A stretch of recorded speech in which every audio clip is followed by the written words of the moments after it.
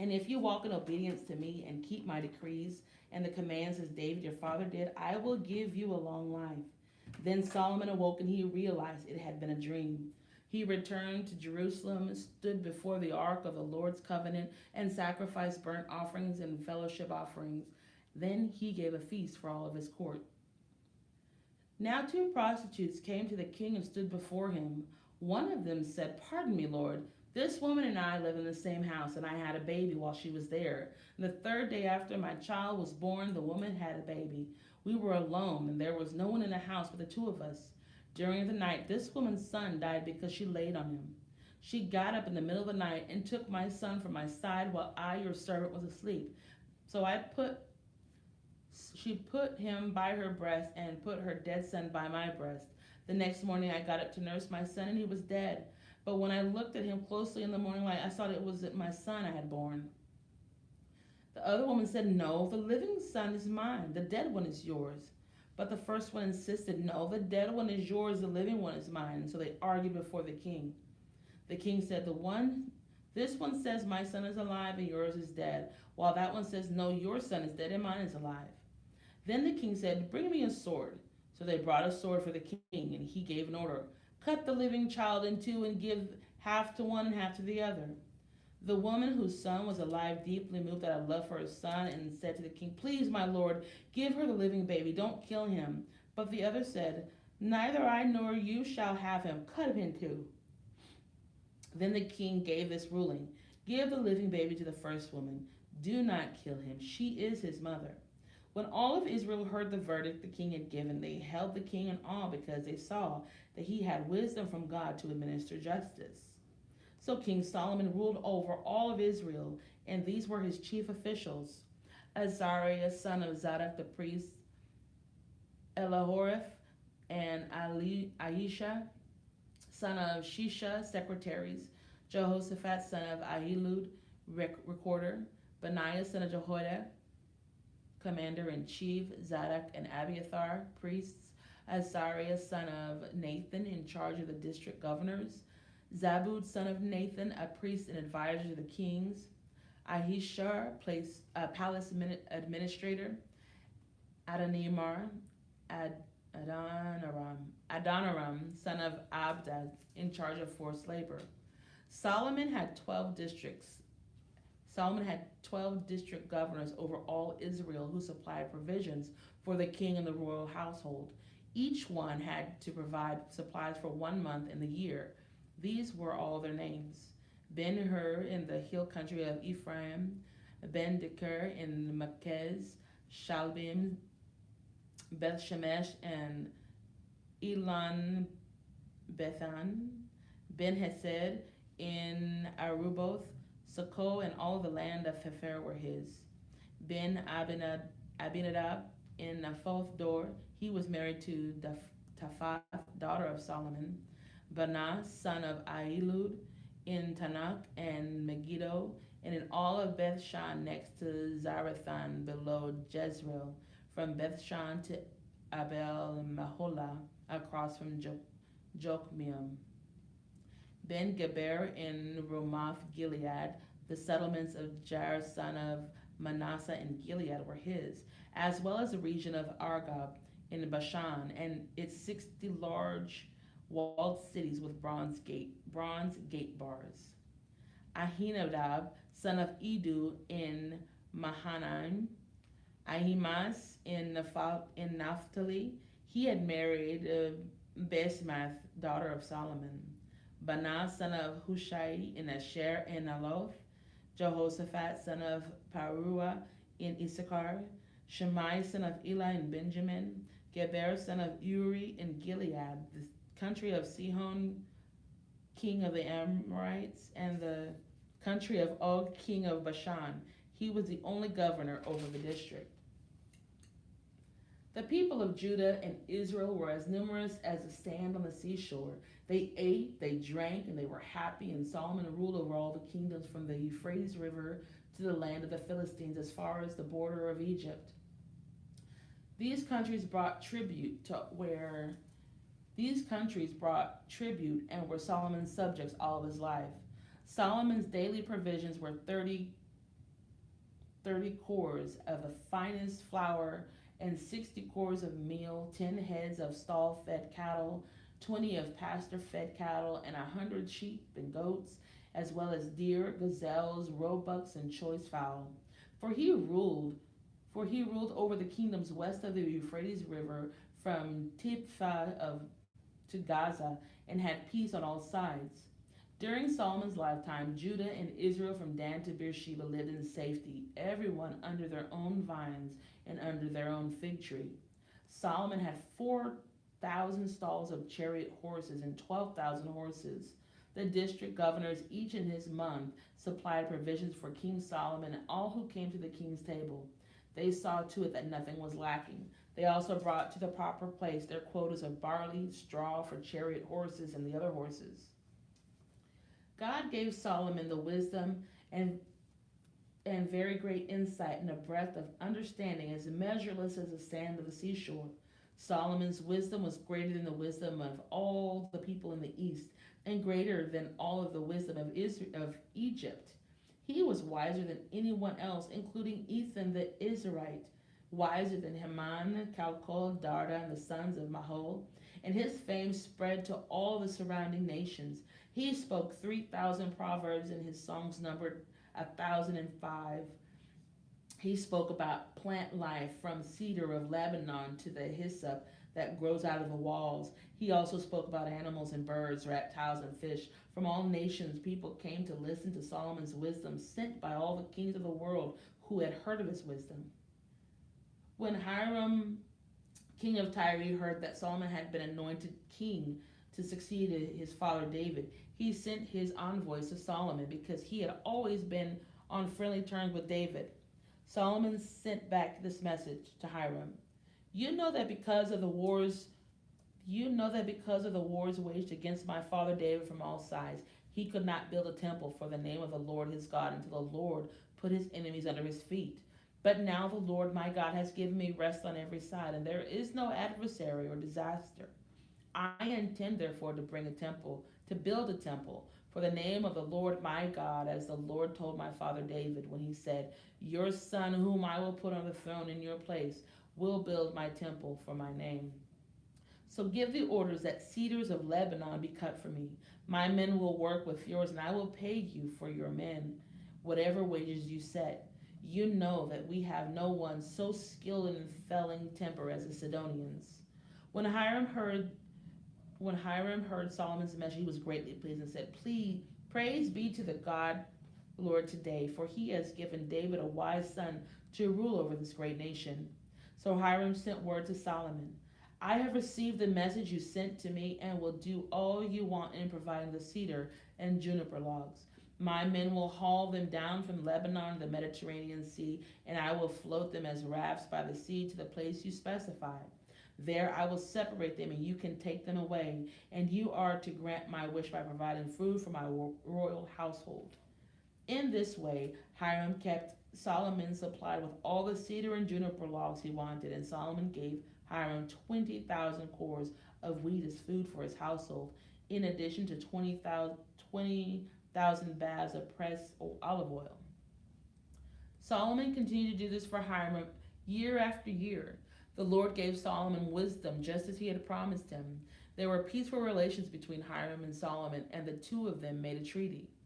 King Solomon conscripted laborers from all Israel, 30,000 men. He sent them off to Lebanon in shifts of 10,000 a month, so that they spent 1 month in Lebanon and 2 months at home. Adoniram was in charge of the forced labor. Solomon had 70,000 carriers and 80,000 stone cutters in the hills, as well as 3,300 foremen who supervised the project and directed the workers. At the king's command, they removed from the quarry large blocks of high-grade stone to provide a foundation of dressed stone for the temple. The craftsmen of Solomon and Hiram and workers from Baalbos cut and prepared the timber and the stone for the building of the temple.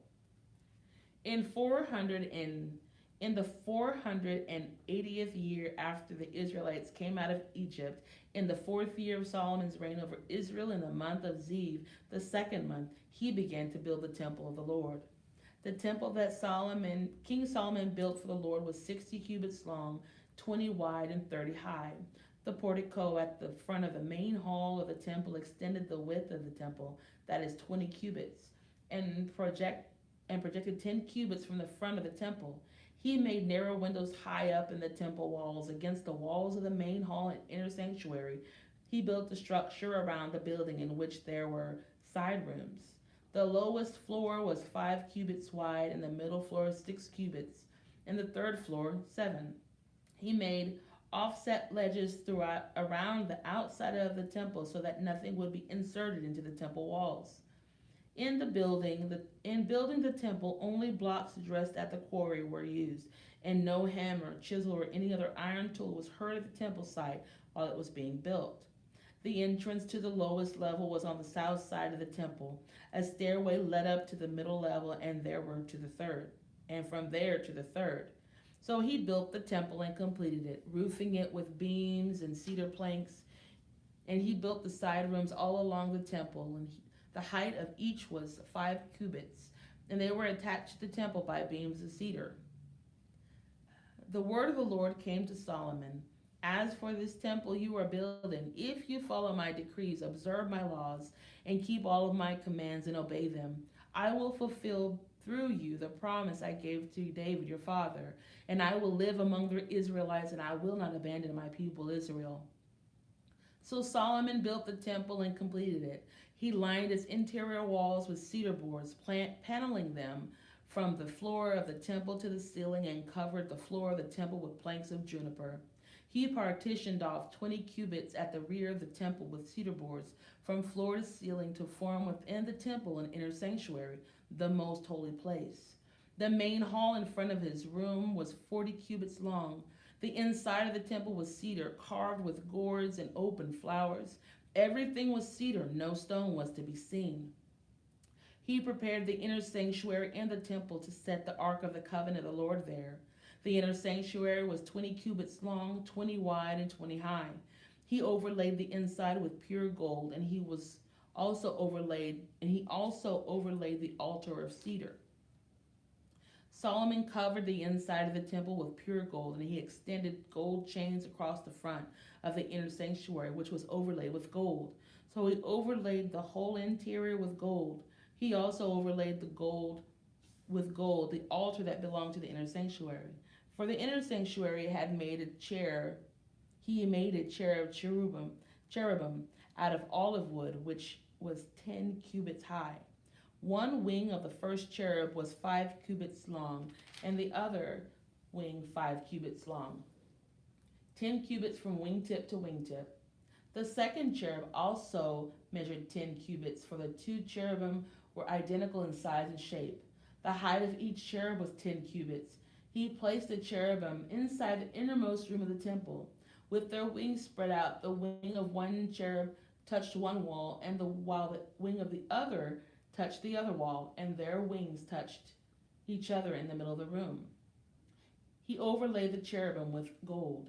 On the walls all around the temple, in both the inner and the outer rooms, he carved cherubim, palm trees, and open flowers.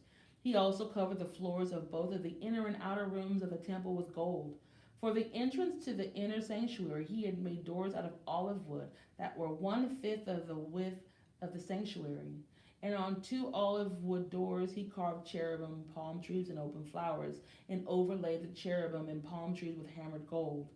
In the same way, for the entrance to the main hall, he had made door frames out of olive wood that were 1/4 of the width of the hall.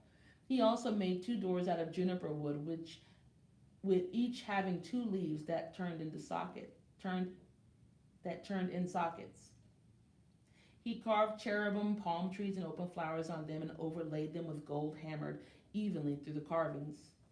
And he built the inner courtyard of 3 courses of dressed stone and 1 course of trimmed cedar beams. The foundations of the temple of the Lord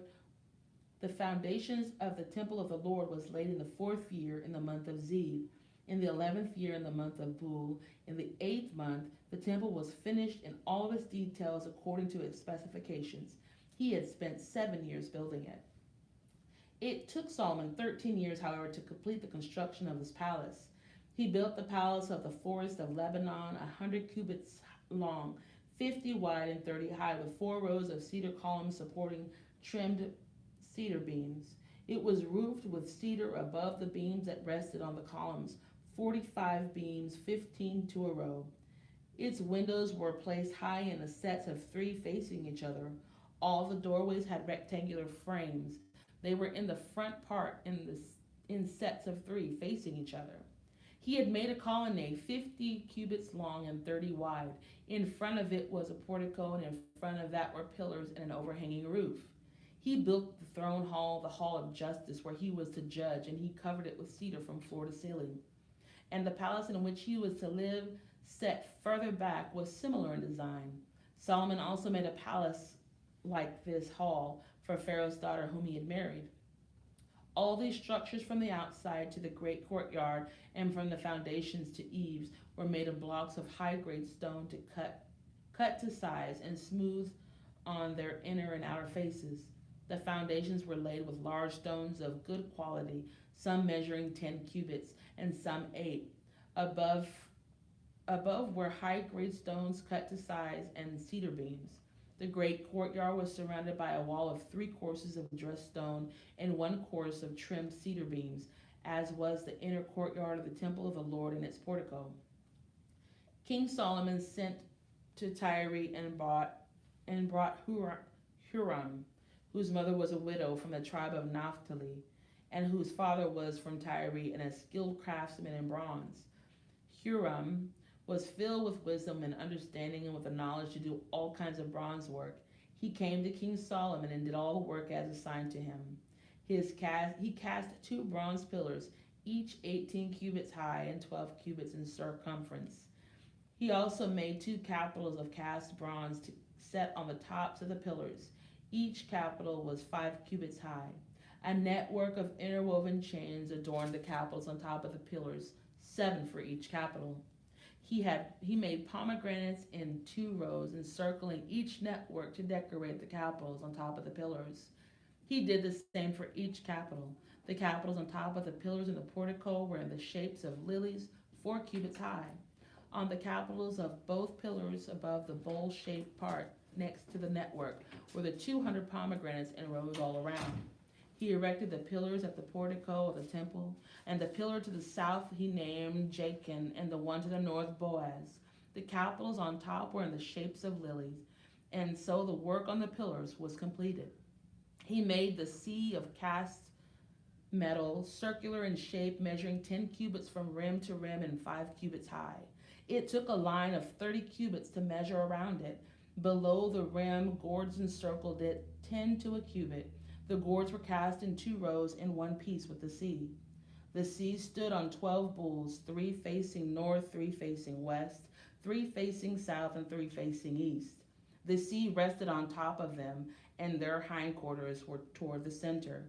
It was a handbreadth in thickness, and its rim was like the rim of a cup, like a lily blossom. It held 2,000 baths.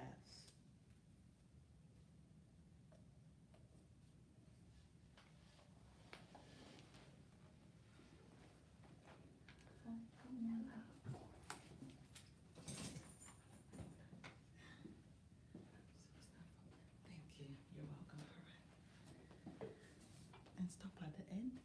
Or just read for 1 hour? Just read for 1 hour. Thank you. You're welcome. All right.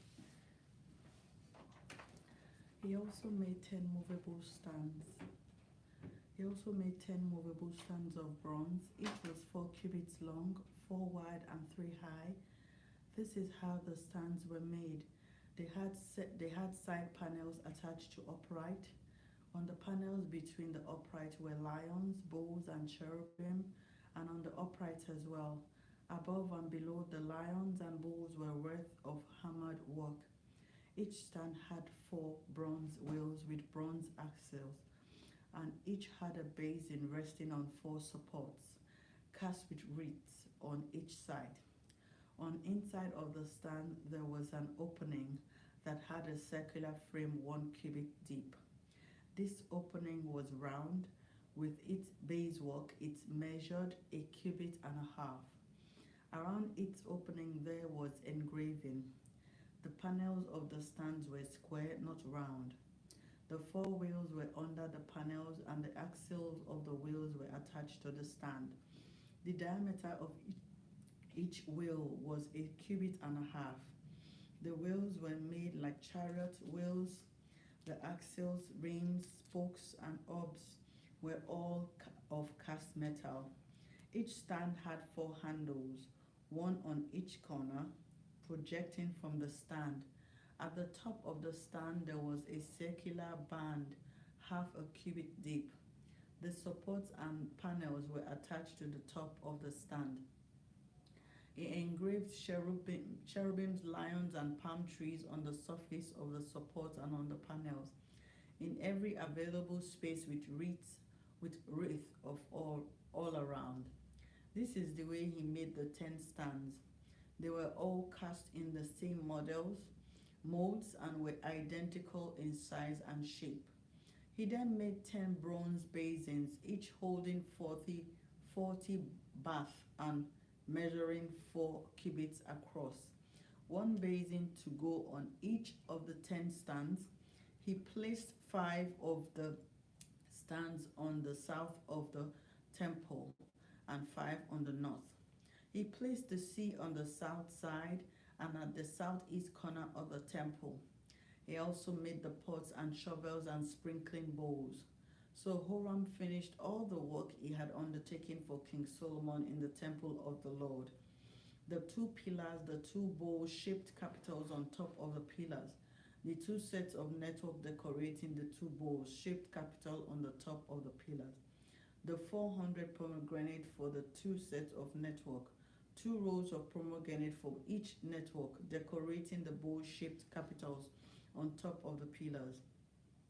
The 10 stands with their 10 basins, the sea and the 12 bowls under it, the pot shovels and sprinkling bowls.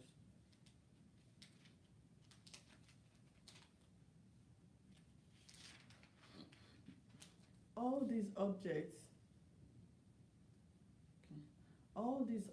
that Hiram made for King Solomon for the temple of the Lord were of burnished bronze. The king had cast them in clay molds in the plain of Jordan between Sukkot and Zarethan. Solomon left all the things unweighed because there were so many. The weight of the bronze was not determined. Solomon also made all the furnishings that were in the Lord's temple: the golden altar, the golden table on which was the bread of the presence, the lampstands of pure gold, 5 on the right and 5 on the left. In front of the inner sanctuary, the gold floral work and lamps and tongues.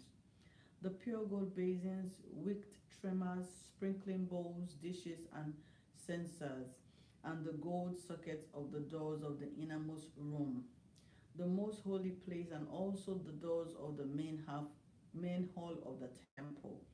When all the works King Solomon had done for the temple of the Lord was finished, he brought in the things his father David had dedicated, the silver and gold and the furnishings, and he placed them in the treasuries of the Lord's temple. 1 Kings 8, the ark brought to the temple. Then King Solomon summoned unto his presence at Jerusalem the elders of Israel, all the heads of the tribes and the chiefs of the Israelite families, to bring up the ark of the Lord's covenant from Zion, the city of David. All the Israelites came together to King Solomon at the time of the festival in the month of Ethanim, the 7th month. When all the elders of Israel had arrived, the priests took up the ark, and they brought up the ark of the Lord, and the tent of meeting, and all the sacred furnishings in it. The priests and Levites carried them up, and King Solomon and the entire assembly of Israel that had gathered about him were before the ark, sacrificing so many sheep and cattle that they could not be recorded or counted. The priests then brought the ark of the Lord's covenant to its place in the inner sanctuary of the temple, the most holy place, and put it beneath the wings of the cherubim. The cherubim spread their wings over the place of the ark and overshadow of the ark and its carrying poles. These poles were so long that their ends could be seen from the holy place in front of the inner sanctuary, but not from outside the holy place, and they are still there today. There was nothing in the ark except the two stone tablets that Moses had placed in it at Horeb, where the Lord made a covenant, with the Israelites after they came out of Egypt. When the priest withdrew from the holy place, the cloud filled the temple of the Lord, and the priest could not perform their service because of the cloud, for the glory of the Lord filled his temple. Then Solomon said, "The Lord has said that he will dwell in the dark cloud. I have indeed built a magnificent temple for you, a place for you to dwell forever." While the whole assembly of Israel were standing there, the king turned around and blessed them. Then he said, "Praise be the Lord, the God of Israel, who with his own hand has filled what he promised with his own mouth to my father David. For he said, 'Since the day I brought my people Israel out of Egypt, I have not chosen a city in any tribe of Israel to have a temple built so that my name might be there. But I have chosen David to rule my people Israel.' My father David had it in his heart to build a temple for the name of the Lord, the God of Israel. But the Lord said to my father David, 'You did well to have it in your heart to build a temple for my name. Nevertheless, you are not the one to build the temple, but your son, your own flesh and blood. He is the one who will build the temple for my name.' The Lord kept the promise he made. I have succeeded David my father, and now I sit on the throne of Israel, just as the Lord promised. And I have built the temple for the name of the Lord, the God of Israel. I have provided a place there for the ark, in which is the covenant of the Lord that he made with our ancestors when he brought them out of Egypt." Then Solomon stood before the altar of the Lord in front of the whole assembly of Israel, spread out his hands towards heaven and said, "Lord, the God of Israel, there is no God like you in heaven above or on earth below. You who keep your covenant of love with your servants, who continue wholeheartedly in your way. You have kept your promise to your servant David, my father. With your mouth you have promised, and with your hand you have fulfilled it, as it is today. Now the Lord, the God of Israel, keep your servant David, my father, the promises you made to him when you said, 'You shall never fail to have a successor to sit before me on the throne of Israel.' If only your descendants are careful in all they do to walk before me faithfully as you have done. And now, God of Israel, let your word that you promised your servant David, my father, come true. But will God really dwell on earth? The heavens, even the highest heaven, cannot contain you. How much less this temple I have built? Yet give attention to your servant's prayer and his plea for mercy, Lord my God. Hear the cry and the prayer that your servant is praying in your presence this day. May your eyes be open towards this temple night and day, this place of which you said, 'My name shall be there,' so that you will hear the prayer your servant prays towards this place. Hear the supplication of your servant and of your people Israel when they pray towards this place. Hear from heaven your dwelling place, and when you hear, forgive. When anyone wrongs their neighbor and is required to take an oath, and they come and swear the oath before your altar in this temple, then hear from heaven and act. Judge between your servants, condemning the guilty by bringing down on their heads what they have done, and vindicating the innocent by treating them in accordance with their innocence. When your people Israel have been defeated by an enemy, because they have sinned against you, and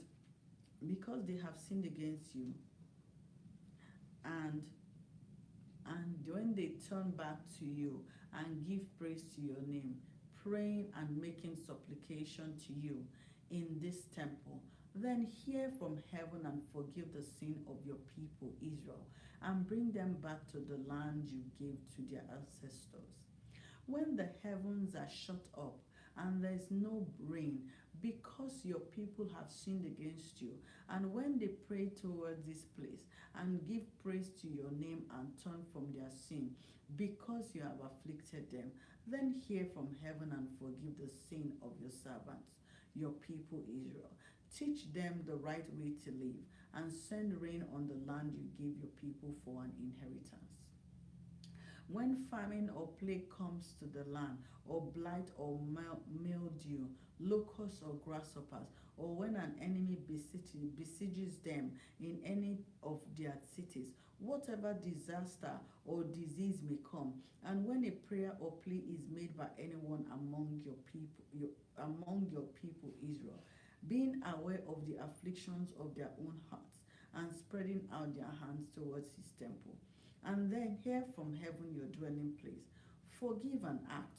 Deal with everyone according to all they do, since you know their hearts, for you alone know every human heart, so that they will fear you all the time they live in the land you gave our sisters.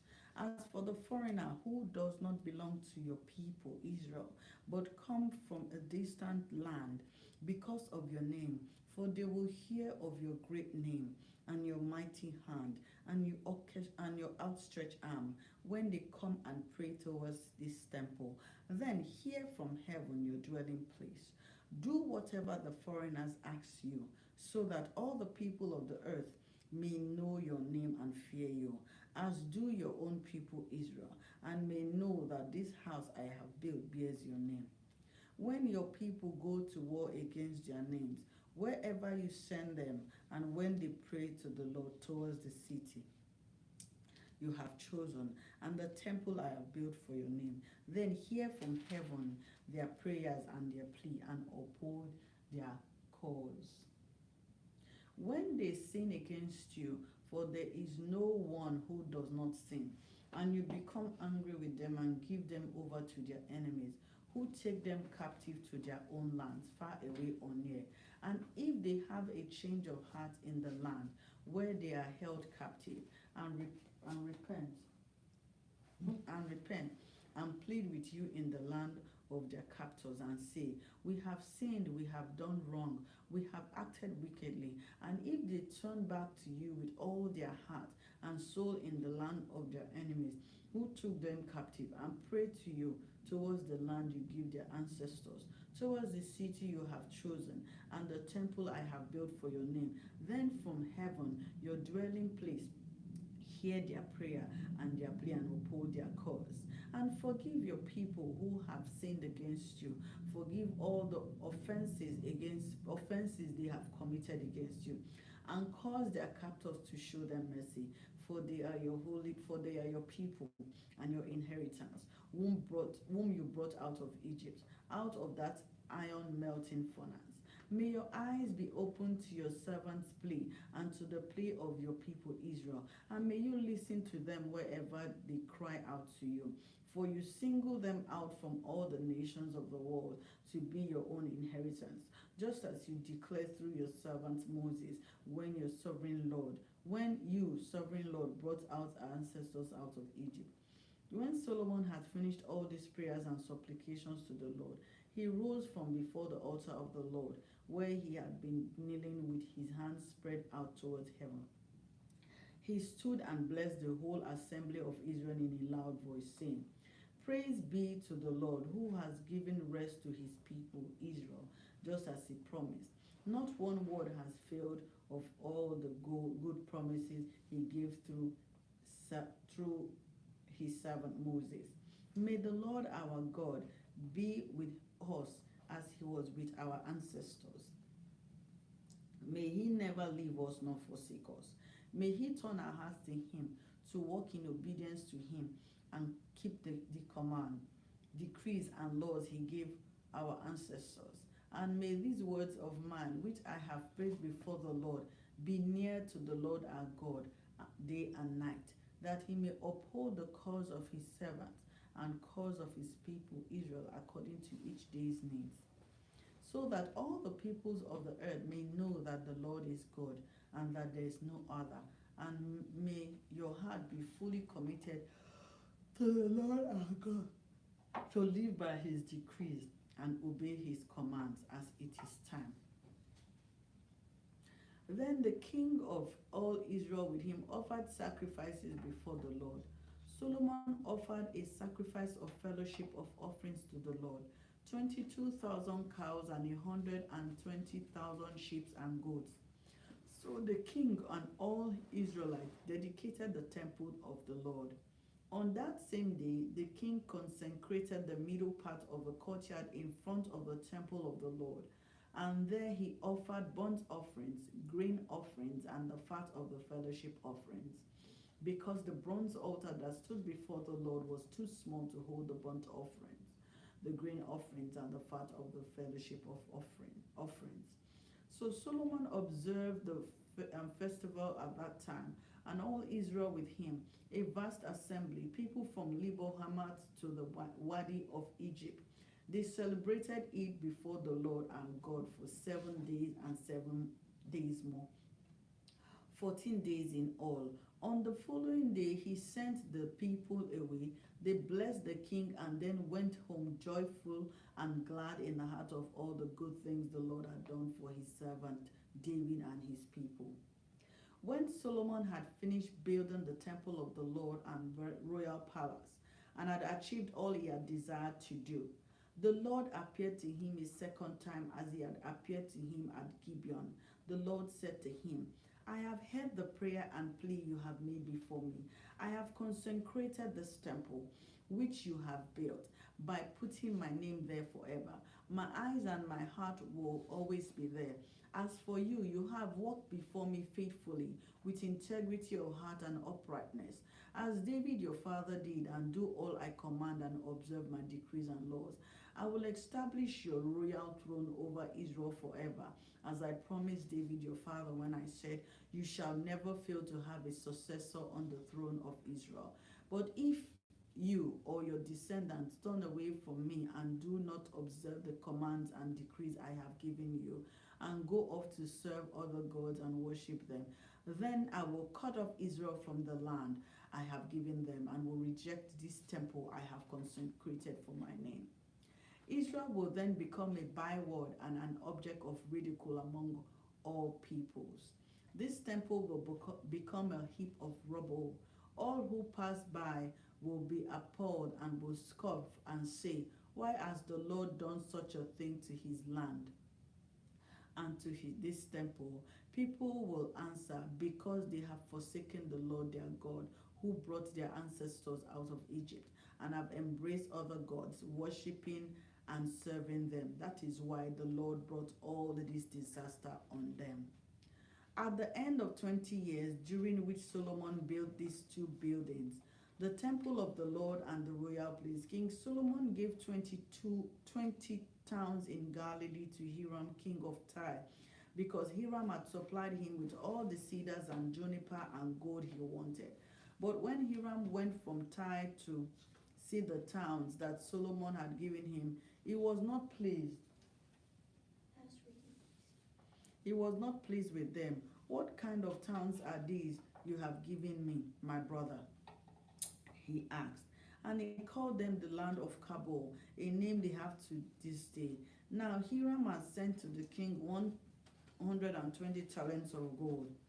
Here is the account of the first labor King Solomon conscripted to build the Lord's temple, his own palace, the terraces, the wall of Jerusalem, and Hazor, Megiddo, and Giza.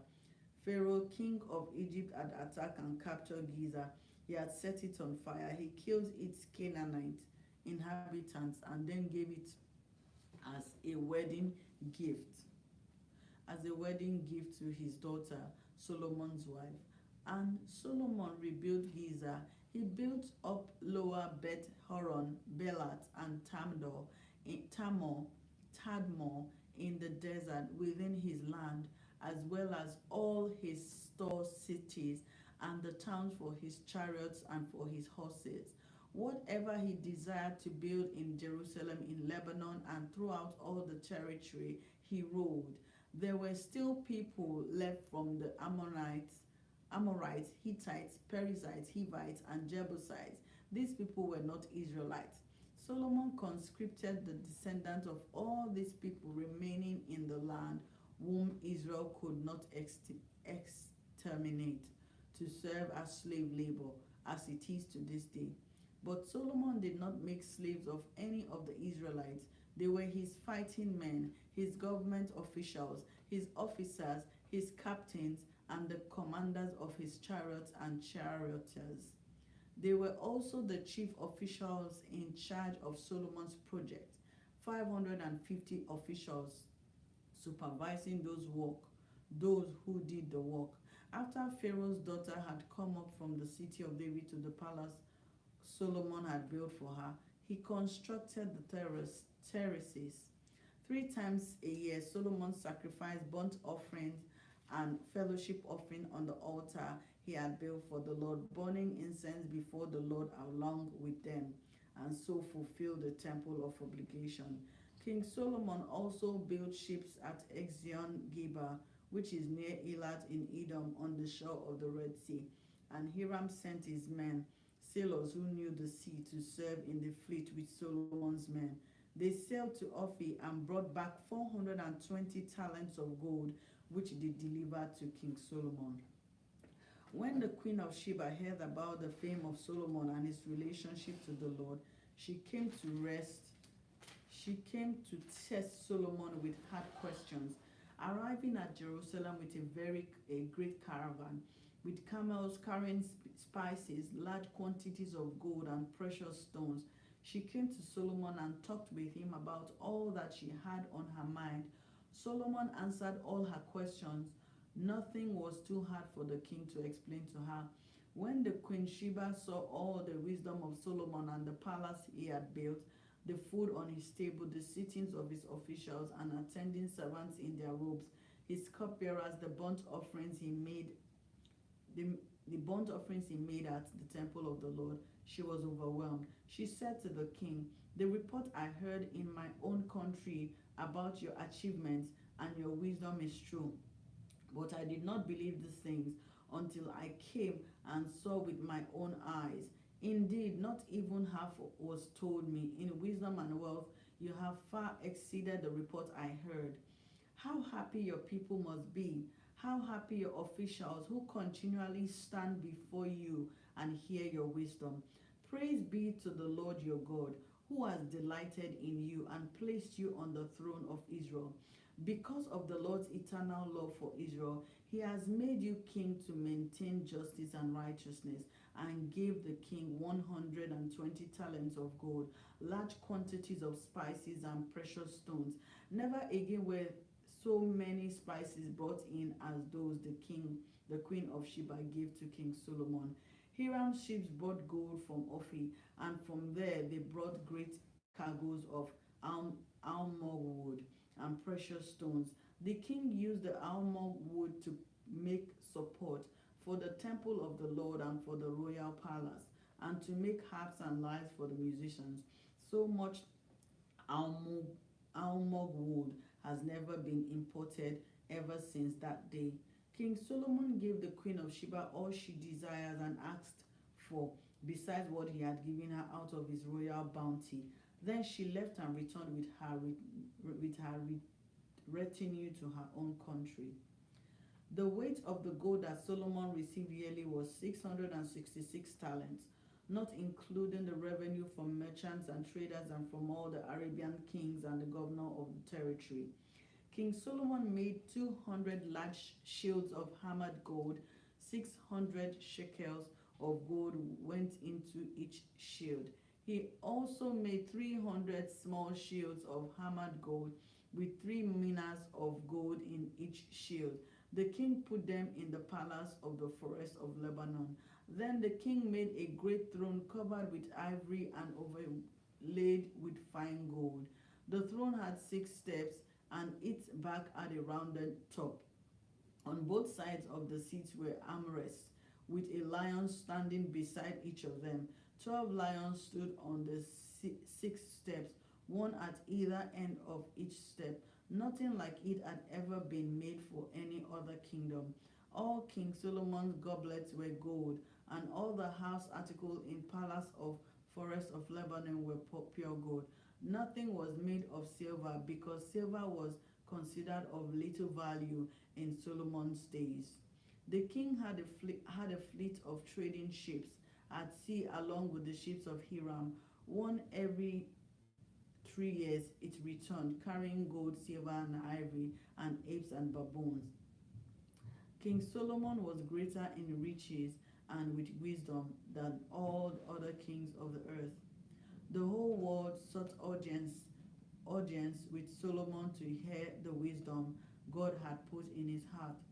Year after year, everyone who came brought a gift, articles of silver and gold, robes, weapons, and spices, and horses and mules.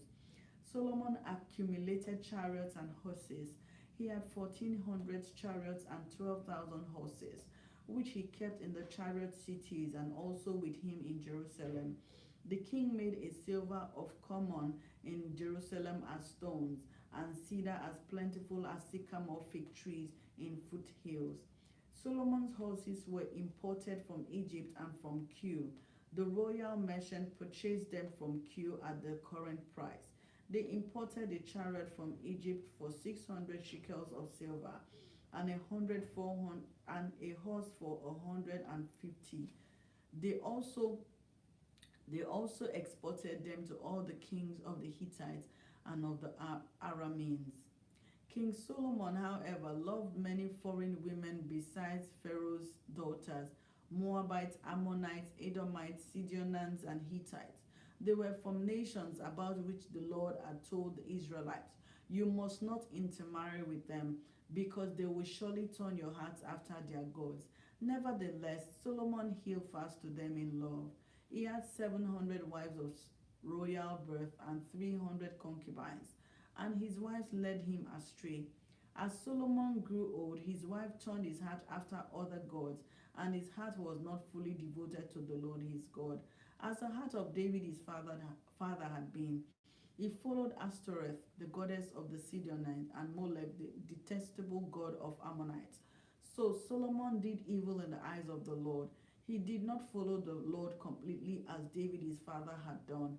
On a hill east of Jerusalem, Solomon built a high palace for Shemosh, the detestable god of Moab, and for Molech, the detestable god of the Ammonites. He did the same for all his foreign wives, who burned incense and offered sacrifices to their God. The Lord became angry with Solomon because his heart had turned away from the Lord, the God of Israel, who had appeared to him twice. Although he had forbidden Solomon to follow other gods, Solomon did not keep the Lord's command. So the Lord said to Solomon, "Since this is your attitude, and you have not kept my covenant and my decrees, which I commanded you, I will most certainly tear the kingdom away from you and give it to one of your subordinates. Nevertheless, for the sake of David your father, I will not do it during your lifetime. I will tear it out of the land of your son. Yet I will not tear the whole kingdom from him, but will give him one tribe, for the sake of David my servant, and for the sake of Jerusalem, which I have chosen." Then the Lord raised up against Solomon an adversary, Hadad the Edomite, from the royal line of Edom. Earlier, when David was fighting with Edom, Joab, the commander of the army, who had gone up to bury the dead, had struck down all the men in Edom. Joab and all the Israelites stayed there for 7 months, until they had destroyed all the men in Edom. But Hadad, still only a boy, fled to Egypt with some Edomite officials who had served his father. They set out from Midian and went to Paran. Then, taking people from Paran with them, they went to Egypt, to Pharaoh, king of Egypt, who gave Hadad a house and land and provided him with food.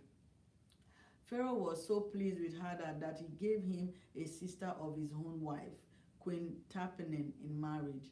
The sister of Tapenes bore him a son named Genubath, whom Tapint brought up in the royal palace. There, Genubath lived with Pharaoh's own children. When he was in Egypt, Hadad heard that David rested with his ancestors, and that Joab, the commander of army, was also dead. Then Hadad said to Pharaoh, "Let me go, that I may return to my own country." "What have you lacked here that you want to go back to your own country?" Pharaoh asked. "Nothing," Hadad replied, "but do let me go." And God raised up against Solomon another adversary, Rezon, son of Eliada, who had fled from his master Hadadezer, king of Zobah. When David destroyed Zobah's army, Rezon gathered a band of men around him and became their leader. They went to Damascus, where they settled and took control. Rezon was Israel's adversary as long as Solomon lived, adding to the trouble caused by Hadad. So Rezon ruled in Aram and was hostile towards Israel. Also, Jeroboam, son of Nebat, rebelled against the king. He was one of Solomon's officials, an Ephraimite from Zeridah, and his mother was a widow named Zeruah. Here, the account of how he rebelled against the king. Solomon had built the terrace and had filled in the gap in the wall of city of David his father. Now Jeroboam was a man of standing, and when Solomon saw how well the young man did his work, he put him in charge of the whole labor force. He put him in charge of the whole labor force of the tribe of Joseph. About that time, Jeroboam was going out of Jerusalem, and Hajijah, the prophet of Shiloh, met him on the way wearing a new cloak. The two of them were alone out in the country, and Hajijah took hold of the new cloak he was wearing and tore it into 12 pieces. Then he said to Jeroboam, "Take 10 pieces for yourself, for this is what the Lord, the God of Israel, says. See, I am going to tear the kingdom out of Solomon's hand and give you 10 tribes. But for the sake of my servant David and the city of Jerusalem, which I have chosen out of the tribes of Israel, he will have 1 tribe. I will do this because they have forsaken me and worshipped Ashtoreth, the goddess of the Sidonians, Chemosh, the god of Moabites, and Molech, the god of the Ammonites, and have not walked in obedience to me, nor done what is right in my eyes, nor kept my decrees and laws as David, Solomon's father, did. But I will not take the whole kingdom out of Solomon's hand. I have made him ruler of all of the days of his life, for the sake of David my servant, whom I choose, and who obeyed my commands and decree.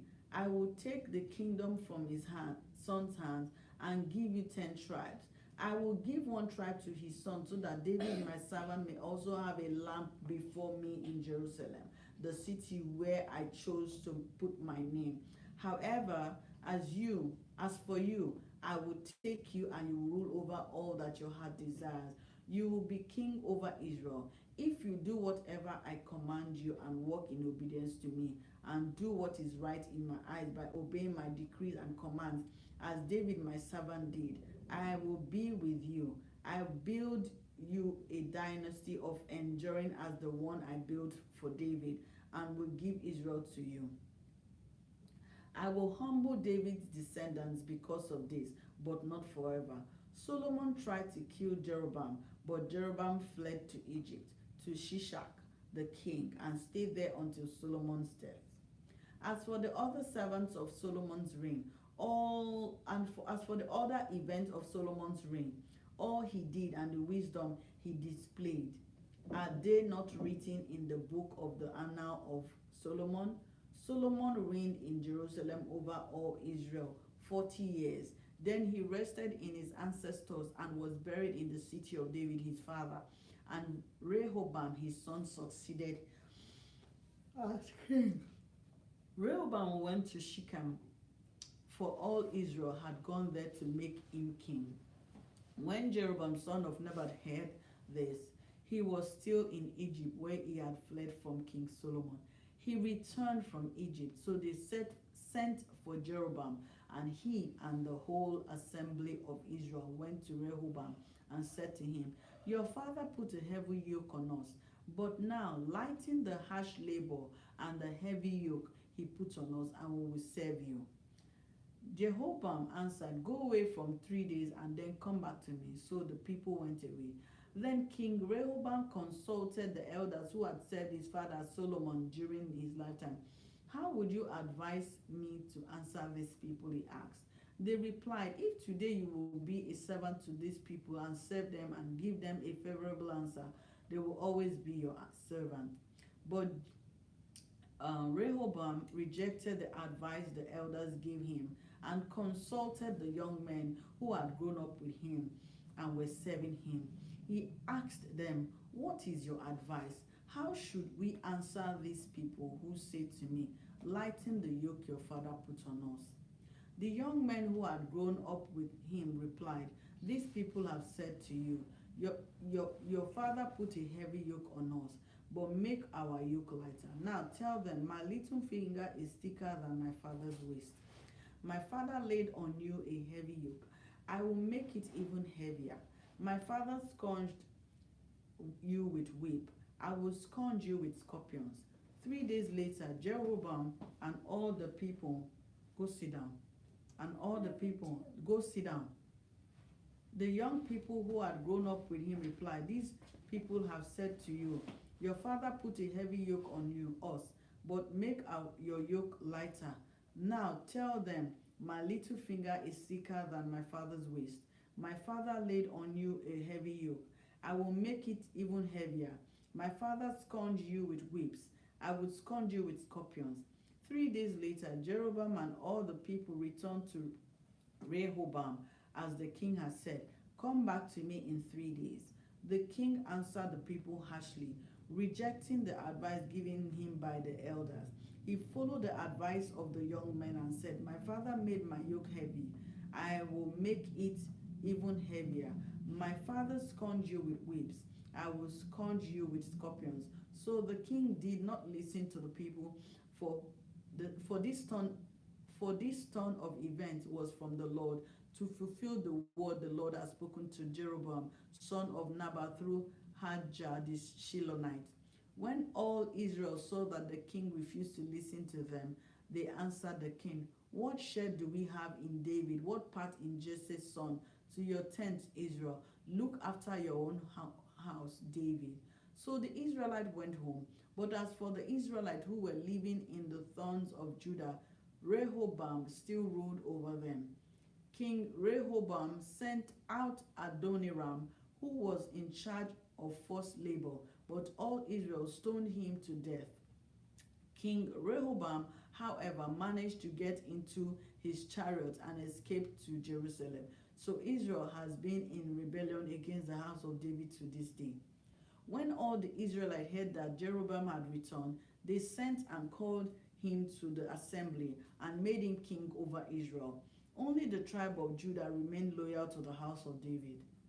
When Rehoboam arrived in Jerusalem, he mustered all Judah and the tribe of Benjamin, 180,000 able young men, to go to war against Israel and to regain the kingdom for Rehoboam, son of Solomon. But this word of God came to Shemaiah, the man of God. Say to Rehoboam, son of Solomon, king of Judah, to all Judah and Benjamin and to the rest of the people, this is what the Lord says. Do not go up to fight against your brothers, the Israelites. Go home, every one of you, for this is my doing. So they obeyed the word of the Lord and went home again as the Lord has ordered. Then Jeroboam fortified Shechem in the hill country of Ephraim and lived there. From there he went out and built up Peniel. Jeroboam thought to himself, the kingdom will now likely revert to the house of David. If these people go up to offer sacrifices at the temple of the Lord in Jerusalem, they will again give their allegiance to their Lord. Rehoboam, king of Judah, they will kill me and return to King Rehoboam. After seeking the advice, the king made 2 golden calves. He said to the people, It is too much for you to go up to Jerusalem. Here are your gods, Israel, who brought you out of Egypt. One he set up in Bethel, the other in Dan, and this thing became a sin. The people came to worship the one at Bethel and went far as Dan to worship the other. Jeroboam built shrines on high places and appointed priests from all sorts of people, even though they were not Levites. He instituted a festival on the 14th day of the 8th month, like the festival held in Judah, and offered sacrifices on the altar. This he did in Bethel, sacrificing to the calves he had made. And at Bethel he also installed priests at the high places he had made. On the 14th day of the 8th month, a month of his own choosing, he offered sacrifices on the altar he had built at Bethel. So he instituted the festival for the Israelites and went up to the altar to make offerings. By the word of the Lord, a man of God came from Judah to Bethel as Jeroboam was standing by the altar to make an offering. By the word of the Lord, he cried out against the altar, "Altar, altar, this is what the Lord says. A son named Josiah will be born to the house of David. On you he will sacrifice the priests of the high places, who makes offerings here, and human bones will be burned on you." That same day, the man of God gave a sign. "This is the sign the Lord has declared. The altar will split apart, and the ashes on it will be poured out." When King Jeroboam heard what the man of God cried out against the altar at Bethel, he stretched out his hand from the altar and said, "Seize him." But the hand he stretched out towards the man shriveled up, so that he could not pull it back. Also the altar was split apart, and its ashes poured out, according to the sign given by the man of God by the word of the Lord. Then the king said to the man of God, "Intercede with the Lord your God and pray for me, that my hand be restored." So the man of God interceded with the Lord, and the king's hand was restored and became as it was before. The king said to the man of God, "Come home with me for a meal, and I will give you a gift." But the man of God answered the king, "Even if you were to give me half your possession, I will not go with you, nor will I eat bread or drink water here. For I was commanded by the word of the Lord, you must not eat bread or drink water or return by the way you came." So he took another road and did not return by the way he had come to Bethel. Now there was a certain old prophet living in Bethel, whose son came and told him all that the man of God had done there that day. They also told their father what he had said to the king. Their father asked them, "Which way did he go?" And the sons showed him which road the man of God from Judah had taken. So he said to his sons, "Saddle the donkey for me." When they had saddled the donkey for him, he mounted it and rode after the man of God. He found him sitting under an oak tree and asked, "Are you the man of God who came from Judah?" "I am," he replied. So the prophet said to him, "Come home with me and eat." The man of God said, I cannot turn back and go with you, nor can I eat bread or drink water with you in this place. I have been told by the word of the Lord, you must not eat bread or drink water there or return by the way you came." The old prophet answered, "I too am a prophet as you are, and an angel said to me by the word of the Lord, bring him back with you to your house, so that he may eat bread and drink water." But he was lying to him. So the man of God returned with him and ate and drank in his house. While they were sitting at the table, the word of the Lord came to the old prophet who had brought him back. He cried out to the man of God who had come from Judah, "This is what the Lord says. You have defied the word of the Lord and have not kept the command the Lord your God gave you. You came back and ate bread and drank water in the place where he told you not to eat or drink. Therefore your body will not be buried in the tomb of your ancestors." When the man of God had finished eating and drinking, the prophet who had brought him back saddled his donkey for him. As he went on his way, a lion met him on the road and killed him, and his body was left lying on the road with both the donkey and the lion standing beside it.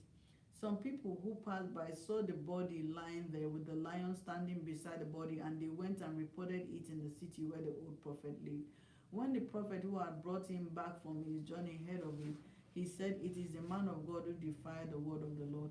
The Lord had given him over to the lion, which he had mowed him and killed him, and the word of the Lord had warned him." The prophet said to his son, "Saddle the donkey for me," and they did so. Then he went out and found the body lying on the road with the donkey and the lion standing beside it. The lion had neither eaten the body nor moved the donkey. So the prophet picked up the body of the man of God, laid it on the donkey, and brought it back to his own city to mourn for him and bury him. Then he laid the body in his own tomb, and then mourned over him and said, "Alas, my brother." After burying him, he said to his sons, "When I die, bury me in the grave where this man of God is buried. Lay my bones beside his bones. For the message is declared by the word of the Lord against the altar in Bethel and against all the shrines on the high places in the towns of Samaria will certainly come true." Even after this, Jeroboam did not change his evil ways, but once more appointed priests of the high places from all sorts of people. Anyone who wanted to become a priest, he consecrated for high places. This was the sign of the house of Jeroboam that led to its downfall and to its downfall and to its destruction from the face of the earth. At that time, Abijah, son of Jeroboam, became ill, and Jeroboam said to his wife, "Go, disguise yourself so you won't be recognized as the wife of Jeroboam. Then go to Shiloh. Ahijah the prophet is there, the one who told me I would be king over these people. Take 10 loaves of bread with you, some cakes and a jar of honey, and go to him. He will tell you what will happen to the boy." So Jeroboam's wife did what he said and went to Ahijah's house in Shiloh. Now Ahijah could not see. His sight was gone because of his age. But the Lord had told Ahijah, "Jeroboam's wife is coming to ask you about her son, for he is ill, and you are to give her such and such an answer when she arrives. She will pretend to be someone else." So when Ahijah heard the sound of her footsteps at the door, he said, "Come in, wife of Jeroboam. Why this pretense? I have been sent to you with bad news. Go tell Jeroboam that this is what the Lord, the God of Israel, says. I raised you up from among the people and appointed you ruler over my people Israel. I tore the kingdom away from the house of David and gave it to you, but you have not been like my servant David, who kept my commands and followed me with all his heart, doing only what was right in my eyes. You have done more evil than all who lived before you. You have made for yourself other gods, idols made of metal. You have aroused my anger and turned your back on me. Because of this, I'm going to bring disaster on the house of Jeroboam. I will cut off from Jeroboam every last male in Israel, slave or free. I will burn up the house of Jeroboam as one burns dung until it is all gone. Dogs will eat those belonging to Jeroboam who die in the city, and the birds will feed on those who die in the country. The Lord has spoken. As for you, go back home. When you set foot in your city, the boy will die. All Israel will mourn for him and bury him. He is the only one belonging to Jeroboam who will be buried, because he is the only one in the house of Jeroboam in whom the Lord, the God of Israel, has found anything good. The Lord will raise up for himself a king over Israel, who will cut off the family of Jeroboam. Even now, this is beginning to happen.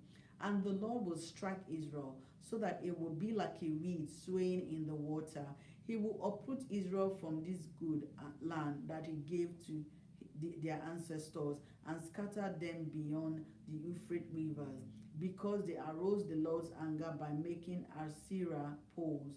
And he will give Israel up because of the sins Jeroboam has committed and has caused Israel to commit. Then Jeroboam's wife got up and left and went to Tirzah. As soon as she stepped over the threshold of the house, the boy died. They buried him, and all Israel mourned for him. as the Lord has said through his servant the prophet Ahijah. The other events of Jeroboam's reign, his wars, and how he ruled are written in the book of the Annals of the King of Israel. He reigned for 22 years and then rested his ancestors, and Nadab, his son, succeeded him as king. Rehoboam, son of Solomon, was king in Judah. He was 41 years old when he became king, and he reigned 17 years in Jerusalem, the city of the Lord had chosen out of the tribes of Israel in which to put his name. His mother's name was Naamah. She was an Ammonite. Judah did evil in the eyes of the Lord by the sins they committed. They stirred up his jealous anger more than those who were before them had done. They also set up for themselves high places, sacred stones, and Asherah poles on every high hill and under every streaming tree. There were even male shrines prostitute in the land. The people engaged in all detestable practices of the nations the Lord had driven out before the Israelites. In the 5th year of King Rehoboam, Shishak, king of Egypt, attacked Jerusalem. He carried off the treasures of the temple of the Lord and treasures of the royal palace. He took everything, including all the gold shields Solomon had made. So King Rehoboam made bronze shields to replace them and assigned these of the commanders of the guard on duty at the entrance to the royal palace. Whenever the king went to the Lord's temple, the guards bore the shields, and afterward they returned them to the guard room. As for other events of Rehoboam's reign and all he did, are they not written in the book of the Annals of the King of Judah? There was continual warfare between Rehoboam and Jeroboam, and Rehoboam rested with his ancestors and was buried with them in the city of David. His mother's name was Naamah. She was an Ammonite, and Abijah, his son, succeeded him as king. In the 18th year of the reign of Jeroboam, son of Nebat, Abijah became king of Judah, and he reigned in Jerusalem 3 years. His mother's name was Micah, daughter of Absalom. He committed all the sins his father had done before him. His heart was not fully devoted to the Lord his God, as the heart of David his forefather had been. Nevertheless, for David's sake, the Lord his God gave him a lamb in Jerusalem by raising up a son to succeed him and by making Jerusalem strong. For David had done what was right in the eyes of the Lord and had not failed to keep any of the Lord's commands all the days of his life, except in the case of Uriah the Hittite. There was war between Abijah and Jeroboam throughout Abijah's lifetime. As for the other events of Abijah's reign and all he did, are they not written in the book of the Annals of the King of Judah? There was war between Abijah and Jeroboam, and Abijah rested with his ancestors and was buried in the city of David. Asa, his son, succeeded him as king.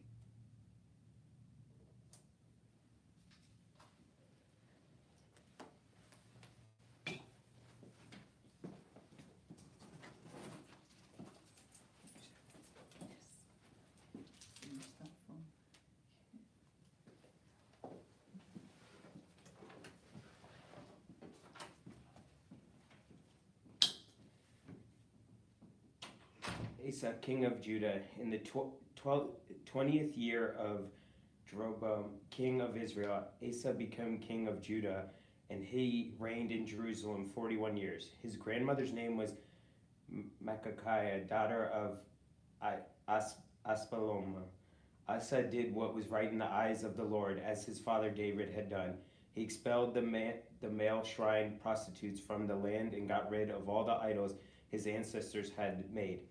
He even deposed his grandmother, Micaiah, from her position as queen mother because she had made a repulsive image for the worship of Asherah. Asa cut it down and burned it in the Kidron Valley, although he did not remove the high places. Asa's heart was fully committed to the Lord all his life. He brought into the temple of the Lord the silver and gold and the articles that he and his father had dedicated. There was a war between Asa and Baashiah, king of Israel, throughout their reigns.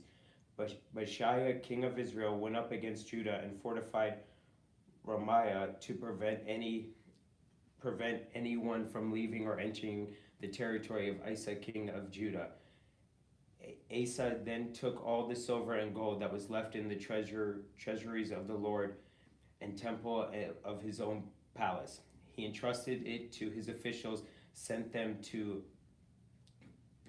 Ben-Hadad, son of Taromo, the son of Hasan, the king of Arama, who was ruling in Damascus. Let there be a treaty between me and you, he said, and there was between my father and your father. See, I'm sending you a gift of silver and gold. Now break your treaty with Baashiah, king of Israel, so he will withdraw from me. Ben-Hadad agreed with King Asa and sent the commanders of his forces against the town of Israel. He conquered Ion, Dan, Abel, Beth, Micaiah, and all Kinnereth, in addition to Naphtali. When Baashiah heard this, he stopped building Ramah and withdrew to Tirzah. Then King Asa issued an order to all Judah, no one was exempt, and then carried away from Ramah the stones and timber Baashiah had been using there. With them, King Asa built up Jebiah and Benjamin, and also Mesapal. As for the other events of Asa's reign, all his achievements, and all he did, and the cities he built, are they not written in the book of Annals, king of Judah? In his old age, however, his feet became diseased. Then Asa rested with his ancestors and was buried with them in the city of his father David. And Jeshbal, his son, succeeded him as king. Nadabiah, king of Israel. Nadabiah, son of Jeroboam, became king of Israel in the 2nd year of Asa, king of Judah. And he reigned over Israel 2 years. He did evil in the eyes of the Lord, following the ways of his father, and committing the same sin his father had caused Israel to commit. Baashiah, son of Ahijah, from the tribe of Issachar, plotted against him, and he struck down at Gibbethon, a Philistine town, while Nadabiah and all Israel were besieging it. Baashiah killed Nadabiah in the 3rd year of Asa, king of Judah, and succeeded him as king. As soon as he began to reign, he killed Jeroboam's whole family, and he did not leave Jeroboam anyone that breathed, but destroyed them all, according to the word of the Lord given through his servant Ahijah the Silonite. This happened because of the sins of Jeroboam had committed and caused Israel to commit, and because he aroused the anger of the Lord, the God of Israel. As for other events of Nadabiah's reign and all he did, are they not written in the book of the Annals, king of Israel? There was war between Asa. I'm sorry to interrupt. No worries. Have you seen a black cat? It's my mom's. They were just in here. I have not. I'm sorry. Oh, okay. Have a good day. You too.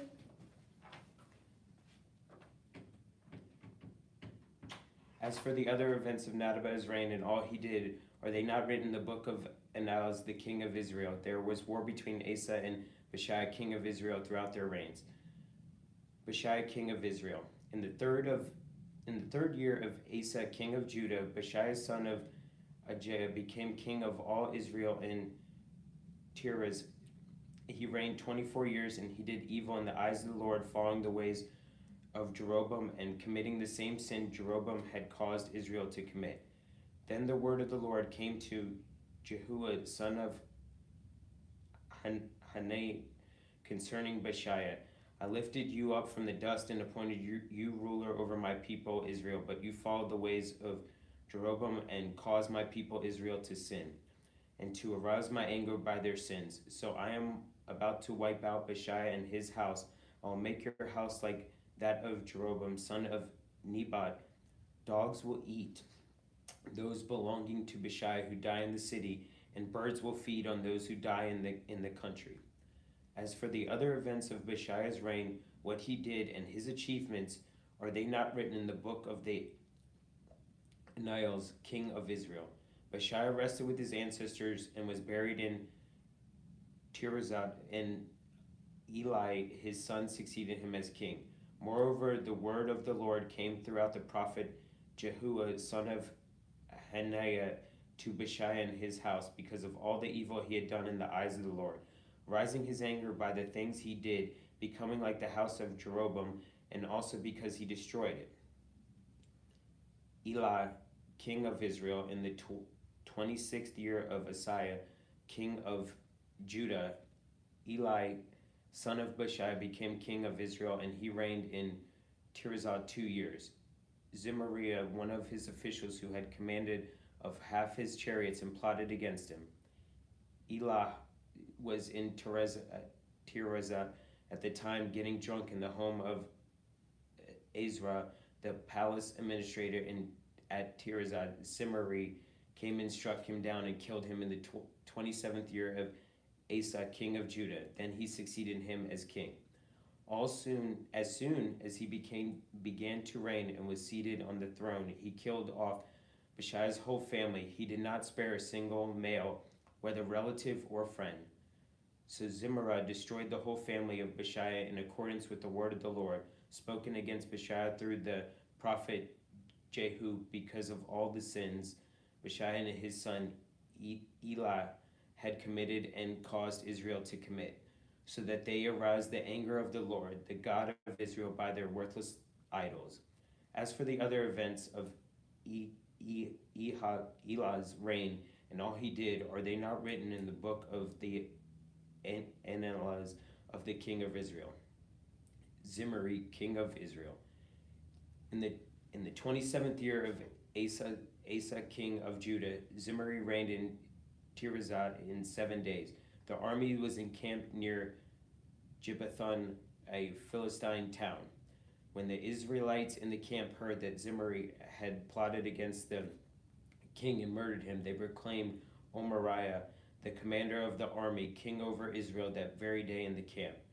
Then Omariah and all the Israelites with him withdrew from Jeroboth and laid siege to Tirzah. When Zimri saw that the city was taken, he went into the citadel of the royal palace and set the palace on fire around him. So he died, because of the sins he had committed, doing evil in the eyes of the Lord, and the following ways of Jeroboam, and committing the same sin Jeroboam had caused Israel to commit. As for the other events of Zimri's reign and the rebellion he carried out, are they not written in the book of the Annals, king of Israel? Omariah, king of Israel. Then the people of Israel were split into two factions. Half supported Tibni, son of Ginath, for the king, and the other supported Omariah. But Omariah's followers proved stronger than those of Tibni, son of Ginath. So Tibni died, and Omariah became king.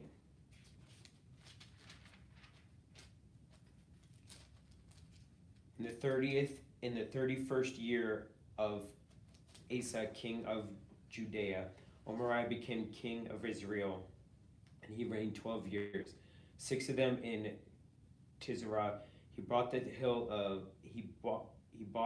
of Samaria from Shemar for 2 talents of silver, and built a city in the hill, calling it Samaria, and after Shemara, the name of the former owner of the hill. But Omariah did evil in the eyes of the Lord, and sinned more than all those before him. He followed completely the ways of Jeroboam, son of Nebat, committing the same sin Jeroboam had caused Israel to commit. So they aroused the anger of the Lord and the God of Israel by their worthless idols. As for the other events of Omariah's reign, what he did and the things he achieved, are they not written in the book of the Annals, king of Israel? Omariah rested with his ancestors and was buried in Samaria, and Ahab his son succeeded him as king. Ahab becomes king of Israel. In the 38th year of Asa, king of Judah, Ahab, son of Omariah, became king of Israel, and he reigned in Samaria over Israel's 22 years. Ahab, son of Omariah, did more evil in the eyes of the Lord than any of those before him. He not only considered it trivial to commit the sins of Jeroboam, son of Nebat, but he also married Jezebel, daughter of Ethabel, king of the Sidonians, and began to serve Baala and worship him. He set up an altar for Baala in the temple of Baala that he built in Samaria. Ahab also made an Asherah pole, and did more to arouse the anger of the Lord, the God of Israel, than did all the kings of Israel before him. In Ahab's time, he of Bethel rebuilt Jericho.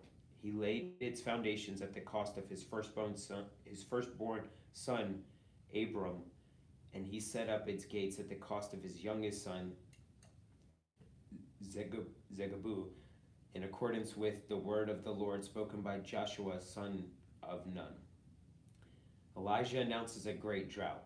Now Elijah the Tishbite from Tishbe in Gilead said to Ahab, "As the Lord, the God of Israel, lives, whom I serve, there will be neither dew nor rain in the next few years except at my word." Elijah fed by ravens. Then the word of the Lord came to Elijah, "Leave there, turn eastward, and hide in the Kithroth ravine east of the Jordan. You will drink from the brook, and I will have directed the ravens to supply you with food there." So he did what the Lord had told him. He went to the Kithroth ravine east of the Jordan and stayed there. The ravens brought him bread and meat in the morning, and bread and meat in the evening, and he drank from the brook. Sometime later, the brook dried up because there had been no rain in the land. Then the word of the Lord came to him, "Go at once to Zetharapiah in the region of Zidonia and stay there. I have directed a widow there to supply you with food." So he went to Zetharapiah, and when he came to the town gate, a widow was there gathering sticks. He called to her and asked, "Would you bring me a little water in a jar so I may have a drink?" And as she was going to get it, he called, "And bring me, please, a piece of bread. As surely as the Lord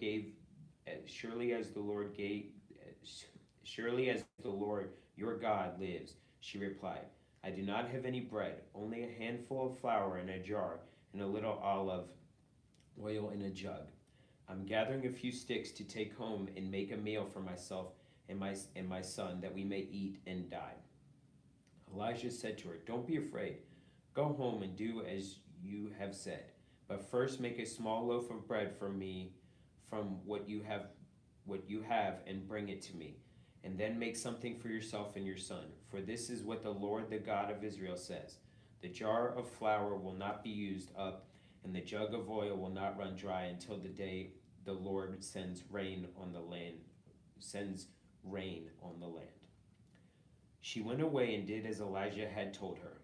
So there was food every day for Elijah and for the woman and her family, for the jar of flour was not used up, and the jug of oil did not run dry.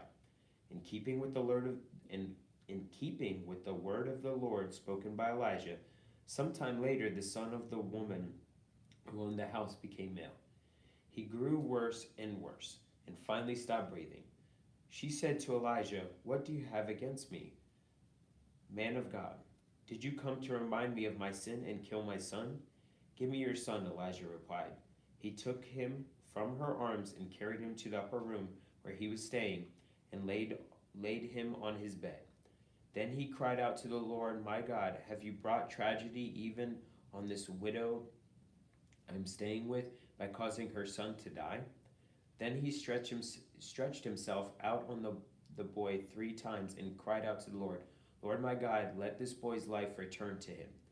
The Lord heard Elijah's cry, and the boy's life returned to him, and he lived. Elijah picked up the child and carried him down from the room into the house. He gave him to his mother and said, "Look, your son is alive." Then the woman said to Elijah, "Now I know that you are the man of God, and that the word of the Lord from your mouth is the truth." After a long time in the 3rd year, the word of the Lord came to Elijah. Go and present yourself to Ahab, and I will send you rain on the land. So Elijah went to present himself to Ahab, and now the famine was severe in Samaria. And Ahab had summoned Obadiah, his palace administrator. Obadiah was a devout believer in the Lord. While Jezebel was killing off the Lord's prophets, Obadiah had taken 100 prophets and hid them in 2 caves, 50 in each, and had supplied them with food and water. Ahab had said to Obadiah, "Go through the land to all the springs and valleys. Maybe we can find some grass to keep the horses and mules alive, so we will not have to kill any of our animals." So they divided the land they were to cover, Ahab going in one direction and Obadiah in another. As Obadiah was walking now, Elijah met him. Obadiah recognized him and bowed down to the ground and said, "Is it really you, my lord Elijah?" "Yes," he replied. "Go tell your master Elijah is here." "What have I done wrong?" asked Obadiah, "that you are handing your servant over to Ahab to be put to death? As surely as the Lord your God lives, there is not a nation or kingdom where my master has not sent someone to look for you. And whenever a nation or kingdom claimed you were not there, he made them swear they could not find you. But now you tell me to go to my master and say, 'Elijah is here.' I don't know where the Spirit of the Lord may carry you when I leave you. If I go and tell Ahab and he doesn't find you, he will kill me. Yet I, your servant, have worshipped the Lord since my youth. Haven't you heard, my Lord, what I did while Jezebel was killing the prophets of the Lord? I hid 100 of the Lord's prophets in 2 caves, 50 in each, and supplied them with food and water. Now you tell me to go to my master and say, 'Elijah is here.' He will kill me." Elijah said, "As the Lord Almighty lives, whom I serve, I will surely present myself to Ahab today." So Obadiah went to meet Ahab and told him. Ahab went to meet Elijah. When he saw Elijah, he said to him, "Is that you, your troubler of Israel?" "I have not made trouble for Israel," Elijah replied, "but you and your father's family have. You have abandoned the Lord's commands and have followed the Baals and now summon the people from all over Israel to meet me on Mount Carmel, and bring the 450 prophets of Baal and the 400 prophets of Asherah who eat at Jezebel's table." So Ahab sent word throughout all Israel and assembled the prophets on Mount Carmel, and Elijah went before the people and said, "How long will you waver between 2 opinions? If the Lord is God, follow him. But Baal is God, follow him." But the people said nothing. Then Elijah said to them, "I am the only one of the Lord's prophets left, but Baal has 450 prophets. Get 2 bulls for us.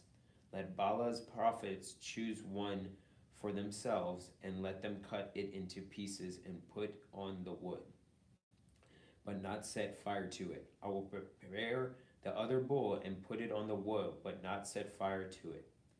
Then you call on the name of your God, and I will call on the name of the Lord. The God who answers by fire, he is God." Then all the people said, "What you say is good." Elijah said to the prophets of Baal, "Choose one of the bulls and prepare it first, since there are so many of you. Call on the name of your God, but do not light the fire." So they took the bull given them and prepared it. Then they called on the name of Baal from the morning till noon. "Baal, answer us," they shouted, but there was no response. No one answered, and they danced around the altar they had made. At noon, Elijah began to taunt them. "Shout louder," he said. "Surely he is a god. Perhaps he is deep in thought, or busy, or traveling. Maybe he is sleeping and must be awakened." So they shouted louder and slashed themselves with swords and spears, as was their custom, until their blood flowed. Midday passed, and they continued their frantic professing until the time for the evening sacrifice, but there was no response. No one answered, no one paid attention. Then Elijah said to all the people, come here to me. They came to him, and he repaired the altar of the Lord, which had been torn down.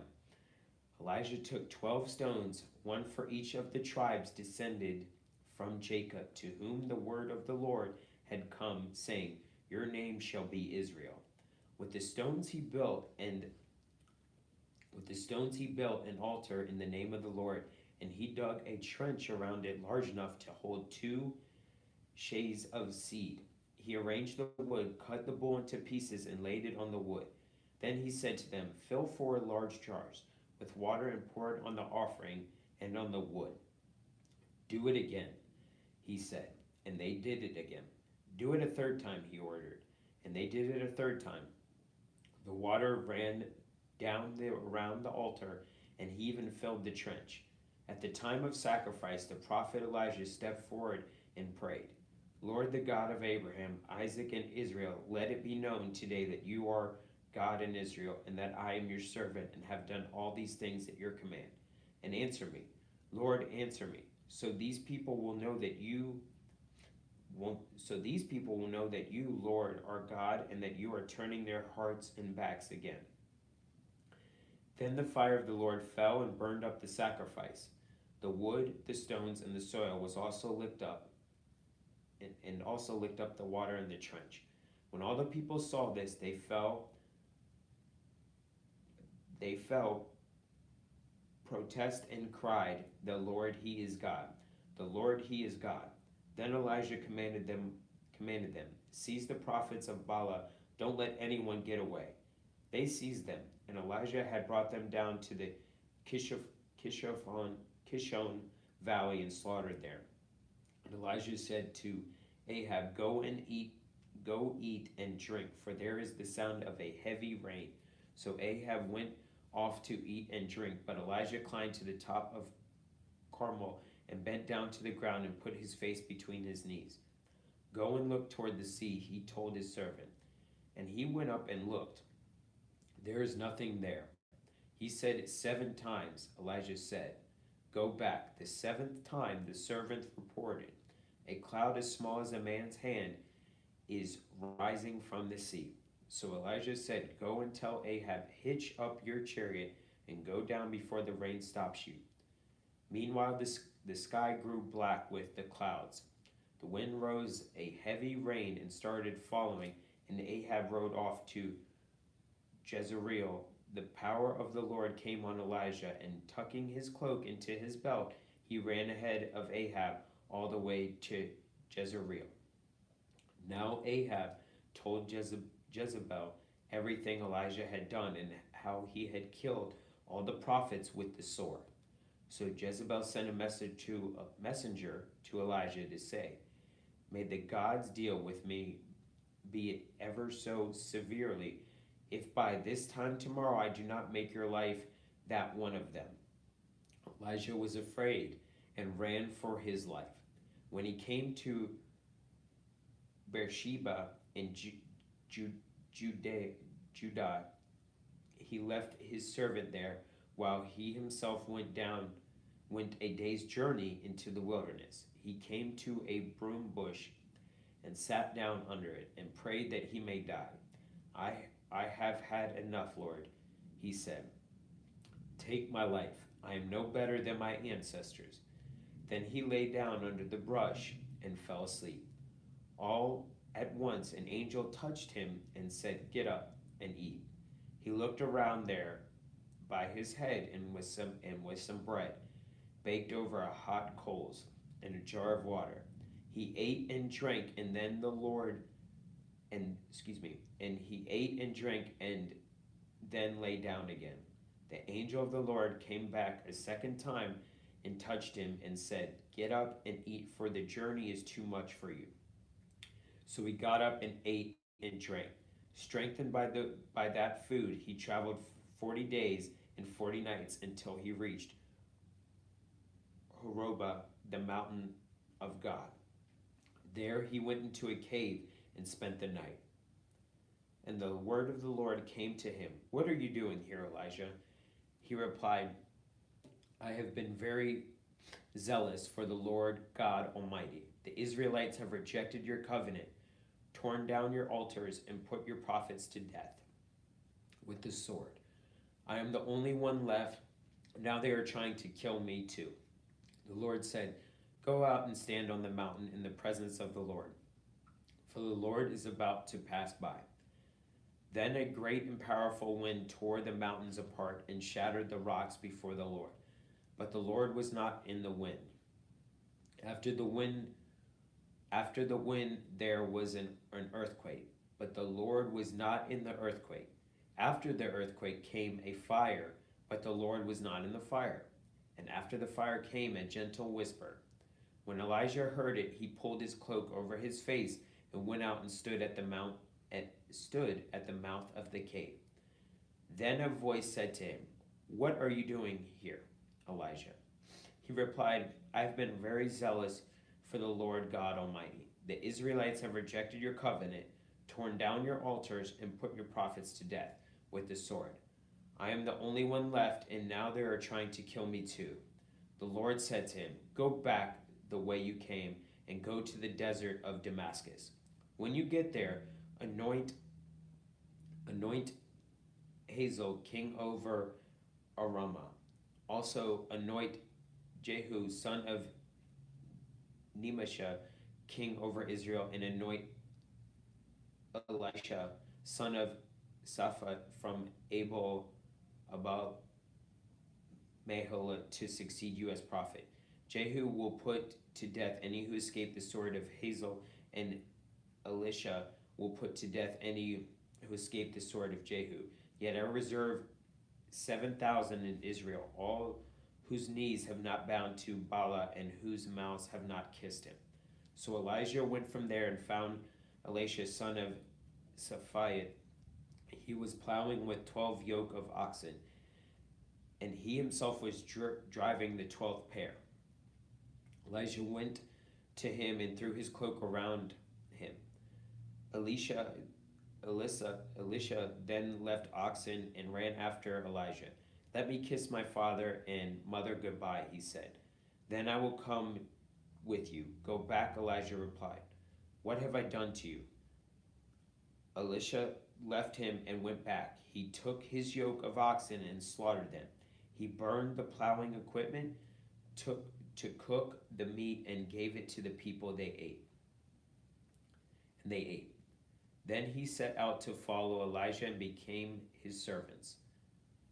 Now Ben-Hadad, king of Aram, mustered his entire army, accompanied by 32 kings with their horses and chariots. He went up and besieged Samaria and attacked it. He sent messengers into the city of Ahab, king of Israel, saying, This is what Ben-Hadad says, Your silver and gold are mine, and the best of your wives and children are mine. The king of Israel answered, Just as you say, my lord the king, and my lord the king. I and all I have are yours. The messengers came again and said, This is what Ben-Hadad says, I sent to demand your silver and gold, your wives and your children. But about this time tomorrow, I'm going to send my officials to your search palace and the houses of your officials. They will seize everything you value and carry it away. The king of Israel summoned all the elders of the land and said to them, See how this man is looking for trouble. When he sent for my wives and my children, my silver and my gold, I did not refuse him. The elders and the people all answered, Don't listen to him or agree to his demands. So he replied to Ben-Hadad's messengers, Tell my lord the king, your servant will do all you demand the first time, but this demand I cannot meet. They left and took the answer back to Ben-Hadad. Then Ben-Hadad sent another messenger to Ahab. May the gods deal with me, be it ever so severely, if enough dust remains in Samaria to give each of my men a handful. The king of Israel answered, Tell him, One who puts on his armor should not boast like one who takes it off. Ben-Hadad heard this message while he and the kings were drinking in their tents, and he ordered his men, prepare to attack. So they prepared to attack the city. Meanwhile, a prophet came to Ahab, king of Israel, and announced, "This is what the Lord says. Do you see this vast army? I will give it to your hand today, and then you will know that I am the Lord." "But who will do this?" had asked Ahab. This prophet replied, "This is what the Lord says. The junior officers under the provincial command will do it." "And who will start the battle?" he asked. The prophet answered, "You will." So Ahab summoned the 232 junior officers under the provincial command. Then he assembled the rest of the Israelites, 7,000 in all. They set out at noon, while Ben-Hadad and the 32 kings allied with him were in their tents getting drunk. The junior officers under the provincial commanders went out first. Now Ben-Hadad had dispatched scouts who reported men are advancing from Samaria. He said, if they have come out for peace, take them alive. If they have come out for war, take them alive. The junior officers under the provincial command marched out of the city with the army behind them, and each one struck down his opponent. At that, the Arameans fled with the Israelites in pursuit. But Ben-Hadad, king of Aram, escaped on horseback, with him some of his horsemen. The king of Israel advanced and overpowered the horses and chariots and inflicted heavy losses on the Arameans. Afterward, the prophet came to the king of Israel and said, "Strengthen your position and see what must be done, because next spring the king of Aram will attack you again." Meanwhile, the officials of the king of Aram advised him, "Their gods are gods of the hills. That is why they were too strong for us. But if we fight them on the plains, surely we will be stronger than they. Do this: remove all the kings from their commands and replace them with officers. You must also raise an army like the one you lost, horse for horse and chariot for chariot, so we can fight Israel on the plains. Then surely we will be stronger than they." He agreed with them and acted accordingly. The next spring, Ben-Hadad mustered the Arameans and went up to Abakai to fight against Israel, when the Israelites were also mustered and given provisions. When the Israelites were also mustered and given provisions, they marched out to meet them.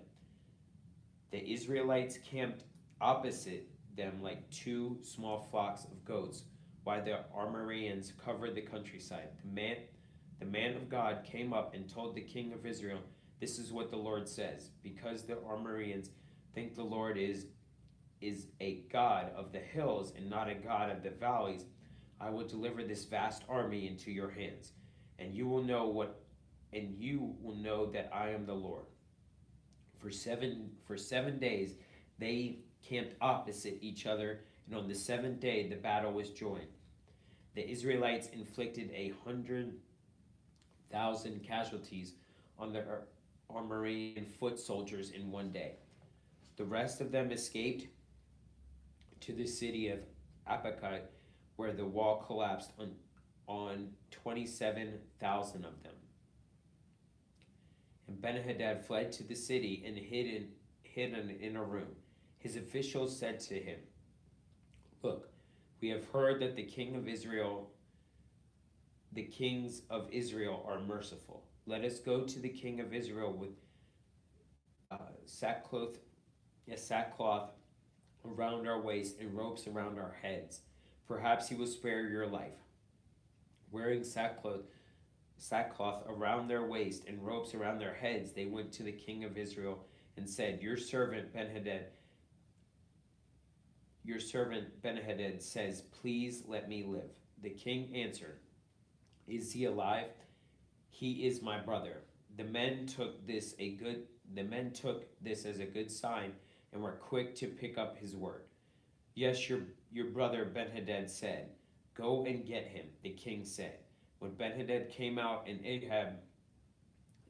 Ahab had him come up to his chariot, I will return the cities my father took from your father. Ben-Hadad offered, You may set up your own market areas in Damascus, as my father did in Samaria, Ahab said. On the basis of our treaty, I will set you free. So he made a treaty with him and let him go. By the word of the Lord, one of the company of the prophets said to his companion, Strike me with your weapon. But he refused.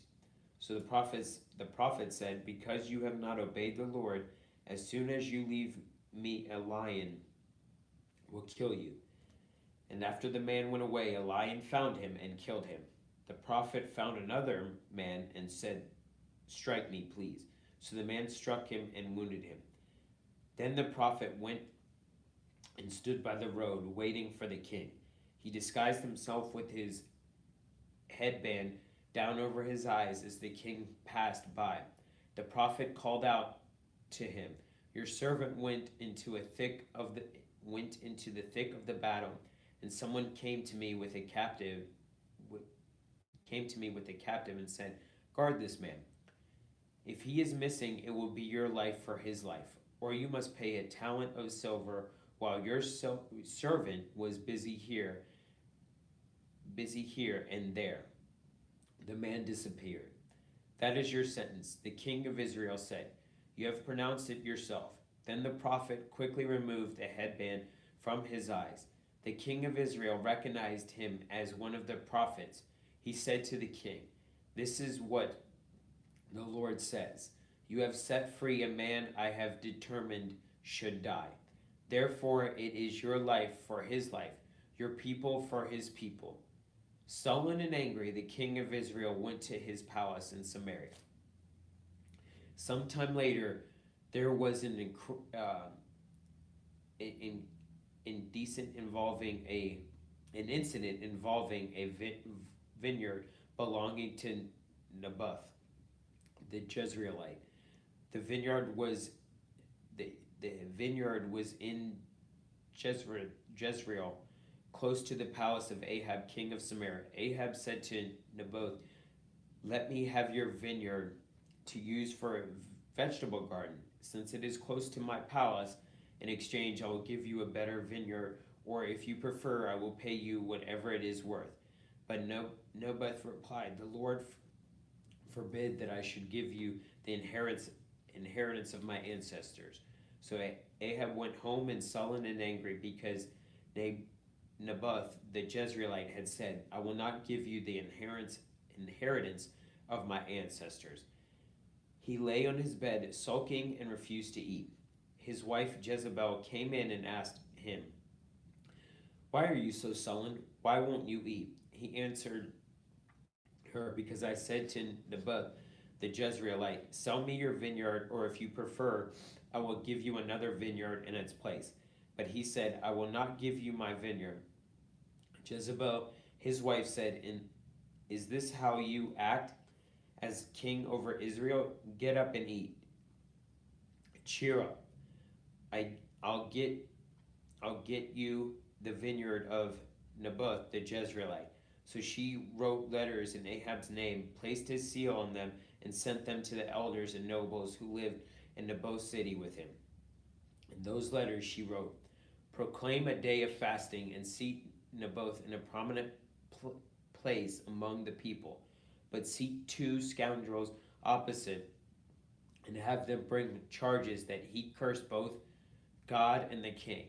Then take him out and stone him to death. So the elders and nobles who lived in Naboth's city did as Jezebel directed in the letters she had written to them. They proclaimed a fast and seated Naboth in a prominent place among the people. Then 2 scoundrels came and sat opposite and brought charges against Naboth before the people, saying, Naboth had cursed both God and the king. So they took him outside the city and stoned him to death. Then they sent word to Jezebel, and Naboth has been stoned to death. As soon as Jezebel heard that Naboth had been stoned to death, she said to Ahab, Get up and take possession of the vineyard of Naboth the Jezreelite that he refused to sell. He is no longer alive, but dead. When Ahab heard that Naboth was dead, he got up and went down to take possession of Naboth's vineyard. Then the word of the Lord came to Elijah the Tishbite, Go down to meet Ahab, king of Israel, who rules in Samaria. He is now in Naboth's vineyard, where he has gone to take possession of it. Say to him, This is what the Lord says. Have you not murdered a man and seized his property? Then say to him, This is what the Lord says. In the place where dogs lick up Naboth's blood, dogs will lick up your blood, yes, yours. Ahab said to Elijah, So you have found me, my enemy. I have found you, he answered. Because you have sold yourself to do evil in the eyes of the Lord, he says, I am going to bring disaster on you. I will wipe out your descendants and cut off from Ahab every last male in Israel, slave or free. I will make your house like that of Jeroboam, son of Nebat, and that of son of Baashiah, son of Ahazah, because you have aroused my anger and have caused Israel to sin. And also concerning Jezebel, the Lord says, Dogs will devour Jezebel by the wall of Jezreel. Dogs will eat those belonging to Ahab who will die in the city, and the birds will feed on those who die in the country. There was never anyone like Ahab who sold himself to do evil in the eyes of the Lord, urged on by Jezebel his wife. He behaved in the vilest of manner by going after idols like the Amorites the Lord drove out before Israel. When Ahab heard these words, he tore his clothes, put on sackcloth, and fastened. He lay in sackcloth and went around meekly. And then the word of the Lord came to Elijah the Tishbite. Have you noticed how Ahab has humbled himself before me? Because he has humbled himself, I will not bring this disaster in his day, but I will bring it on his house in the days of his son. For 3 years there was no war between Aram and Israel, but in the 3rd year, Jehoshaphat, king of Judea, went down to the king of Israel. The king of Israel had said to his officials, Don't you know that Ramoth Gilead belongs to us, and yet belongs to us, and yet we are doing nothing to retake it from the king of Aram. So he asked Jehoshaphat, Will you go with me to fight against Ramoth Gilead? Jehoshaphat replied to the king of Israel, I am as you are. My people as your people, my horses as your horses. But Jehoshaphat also said to the king of Israel, First seek the counsel of the Lord. So the king of Israel brought together the prophets, about 400 men, and asked them, Shall I go to war against Ramoth Gilead, or shall I refrain? Go, they answered, for the Lord will give it into the king's hand. But Jehoshaphat asked, Is there no longer a prophet of the Lord here whom we can inquire of? The king of Israel answered Jehoshaphat, There is still one prophet through whom we can inquire of the Lord. But I hate him because he never professes anything good about me, but always bad. He is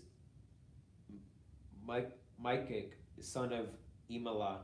The king should not say such a thing, Jehoshaphat replied. So the king of Israel called one of his officials and saying, "Bring Micaiah, son of Imelah, at once."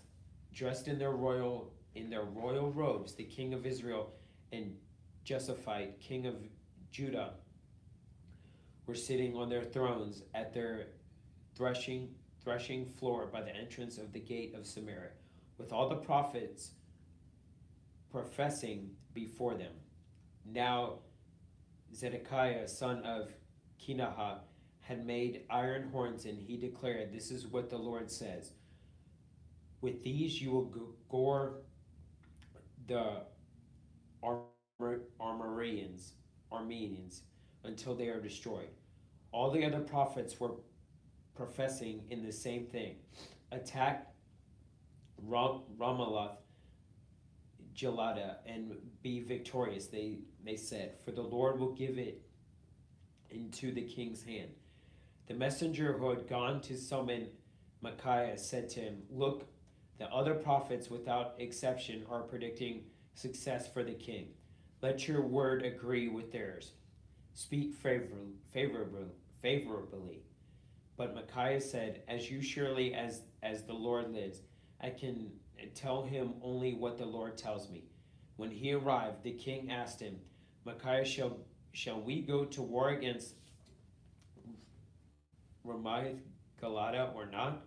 Attack and be victorious." He answered, "For the Lord will give it into the king's hand." The king said to him, "How many times must I make you swear to tell me nothing but the truth in the name of the Lord?" Then Micaiah answered, I saw all Israel scattered on the hills like sheep without a shepherd. And the Lord said, "These people have no master. Let each one go home in peace."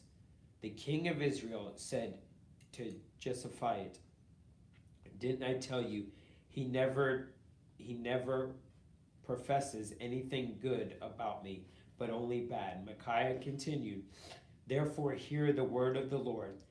I saw the Lord sitting on his throne with all the multitudes of heaven standing around him on his right and on his left. And the Lord said, who will entice Ahab into attacking Ramoth Gilead and going to his death there?" One suggested this and the other that. Finally a spirit came forward, stood before the Lord, and said, "I will entice him." "By what means?" the Lord asked. "I will go out and be deceiving spirit in the mouths of all the prophets." He said, "You will succeed in enticing him," said the Lord. "Go and do it." So now the Lord has put a deceiving spirit in the mouths of all the prophets of your lords. The Lord has decreed disaster for you. Then Zedekiah, son of Kenaanah, went up and slapped Micaiah in the face. Which way did the spirit from? The Lord go when he went from me to speak to you?" he asked. Micaiah replied, "You will find out on the day you go to hide in an inner room." The king of Israel then ordered, "Take Micaiah and send him back to Amon, the ruler of the city, to Joashaz, the king's son, and say, 'This is what the king says. Put this fellow in prison and give him nothing but bread and water until I return safely.'" Micaiah declared, "If you ever return safely, the Lord has not spoken through me." Then he added, "Mark my words, all you people." So the king of Israel and Jehoshaphat, king of Judah, went up to Ramoth Gilead. The king of Israel said to Jehoshaphat, "I will enter the battle in disguise, but you will wear your royal robes." So the king of Israel disguised himself and went into battle. Now the king of Aroma had ordered his 32 chariot commanders, do not fight with anyone small or great, except the king of Israel. When the chariots saw Jehoshaphat, they thought, surely this is the king of Israel. So they turned to attack him, but when Jehoshaphat cried, the chariot commanders saw that he was not the king of Israel and stopped pursuing him. But someone drew his bow at random and hit the king of Israel between the sections of his armor. The king told his chariot driver, wheel around and get me out of the fighting. I have been wounded. All the day long the battle raged, and the king was propped up in his chariot, facing the Armenes. The blood from his wound ran over the floor of the chariot, and that evening he died. As the sun was setting, a cry spread through the army, every man to his town, every man to his land. So the king died and was brought to Samaria, and they buried him there. They washed the chariot at a pool in Samaria where the prostitutes bathed, and the dogs licked up his blood, as the word of the Lord had declared. As for the other events of Ahab's reign, including all he did, the palace he built and adored with ivory, and the cities he fortified, are they not written in the book of the annals, king of Israel? Ahab rested with his ancestors in Uzziah, his son, succeeded him as king. Jehoshaphat, son of Asa, became king of Judah in the 14th year of Ahab, king of Israel. Jehoshaphat was 35 years old when he became king, and he reigned in Jerusalem 25 years. His mother's name was Asubah, daughter of Jilah. In everything he followed the ways of his father Asaiah, and did not stray from them. He did what was right in the eyes of the Lord. His high places, however, were not removed, and the people continued the sacrifices and burned incense there. Jehoshaphat was also at peace with the king of Israel. As for the other events of Jehoshaphat's reign, the things he achieved and his military exploits, they are not written in the book of the annals of the kings of Judah. He rid the land, the rest of the male shrine prostitutes who remained there after the reign of his father Uzziah. There was then no king in Edom. A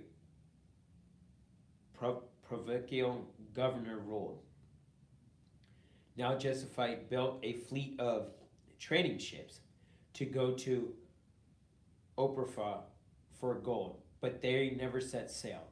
They were wrecked at Ezon Jabir. At the time of Uzziah, the son of Ahab, said to Jehoshaphat, let my men sail with yours. But Jehoshaphat refused. Then Jehoshaphat rested with his ancestors and was buried with them in the city of David. And Jeroboam, his son, succeeded him as king.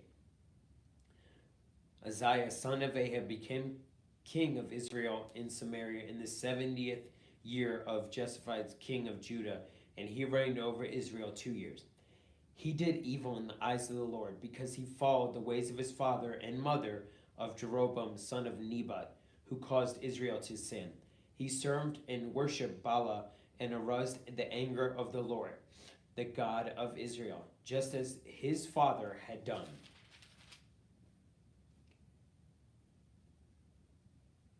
Chapter 2, 2 Kings, After Arubah's death, Moab rebelled against Israel. Now Uzziah had fallen through the lattice of his upper room in Samaria and injured himself. So he sent messengers, saying to them, go and consult Baalzebub,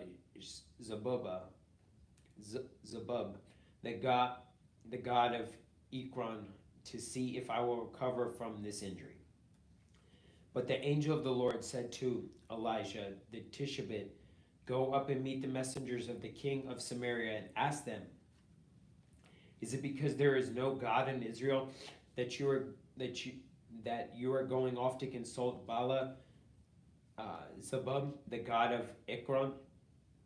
Therefore, this is what the Lord says: you will not leave the bed you are lying on. You will certainly die. So Elijah went. When the messengers returned to the king, he asked them, why have you come back? A man came to meet us. They replied, and he said to us, go back to the king who sent you and tell them, this is what the Lord says. It is because there is no God in Israel that you are sending messengers to console Baal Zebub, the god of Ekron. Therefore, you will not leave the bed you are lying on. You will certainly die. The king asked them, what kind of man was it who came to meet you and told you this? They replied, he had a garment of hair and had a leather belt around his waist. The king said, that was Elijah the Tishbite. Then he sent to Elijah a captain with his company of 50 men. The captain went up to Elijah, who was sitting on the top of a hill, and said to him, man of God, the king says, come down. Elijah answered the captain, if I am a man of God, may fire come down from Elijah. May fire come down from heaven, and consume you and your 50 men. Then fire fell from heaven and consumed the captain and his men. At this, the king sent to Elijah another captain with his 50 men. The captain said to him, man of God, this is what the king says. Come down at once. If I am a man of God, Elijah replied, may fire come down from heaven and consume you and your 50 men. Then the fire of God fell from heaven and consumed him and his 50 men. So the king sent a third captain with his 50 men. This captain went up and fell on the knees before Elijah. Man of God, he begged, please have respect for my life and the lives of these 50 men, your servants. See, fire has fallen from heaven and consumed the first two captains and all their men. But now have respect for my life. The angel of the Lord said to Elijah, go down with him. Do not be afraid of him. So Elijah got up and went down with him to the king. He told the king, this is what the Lord says. It is because there is no God in Israel for you to consult that you have sent your messengers to consult Baal-zebub, the god of Ekron. Because you have done this, you will never leave the bed you are lying. You will certainly die. So he died, according to the word of the Lord that Elijah had spoken. Because Uzziah had no son, Joram succeeded him as king in the second year of Joram, son of Josaphat, king of Judah. And all for the other events of Ahaziah's reign and what he did, are they not written in the book of the annals in the king of Israel? When the Lord was about to take Elijah up to heaven in the whirlwind, Elijah and Elisha were on their way from Gilgal. Elijah said to Elisha, stay here, and the Lord has sent me to Bethel.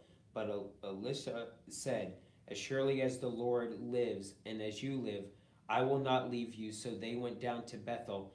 The company of the prophets at Bethel came out to Elisha and asked, do you know that the Lord is going to take your master from you today? Yes, I know, Elisha replied, so be quiet. Then Elisha said to him, stay here, Elisha, the Lord has sent me to Jericho. And he replied, as surely as the Lord lives and as you live, I will not leave you. So they went to Jericho. The company of the prophets at Jericho went up to Elisha and asked him, do you know that the Lord is going to take your master from you today? Yes, I know, He replied, "So be quiet." Then Elisha said to him, "Stay here. The Lord has sent me to the Jordan." And he replied, "As surely as the Lord lives, and as you live, I will not leave you." So the two of them walked on. 50 men from the company of the prophets went and stood at a distance, facing the place of where Elijah and Elisha had stopped at the Jordan. Elijah took his cloak, rolled it up, and struck the water with it. The water divided to the right and to the left, and the two of them crossed over the dry ground. When they had crossed, Elijah said to Elisha, "Tell me what I can do for you before I am taken from you. Let me inherit a double portion of your spirit." Elisha replied, "You have asked a difficult thing." Elijah said, Yet if you see me, then I am taken from you. It will be yours, otherwise it will not."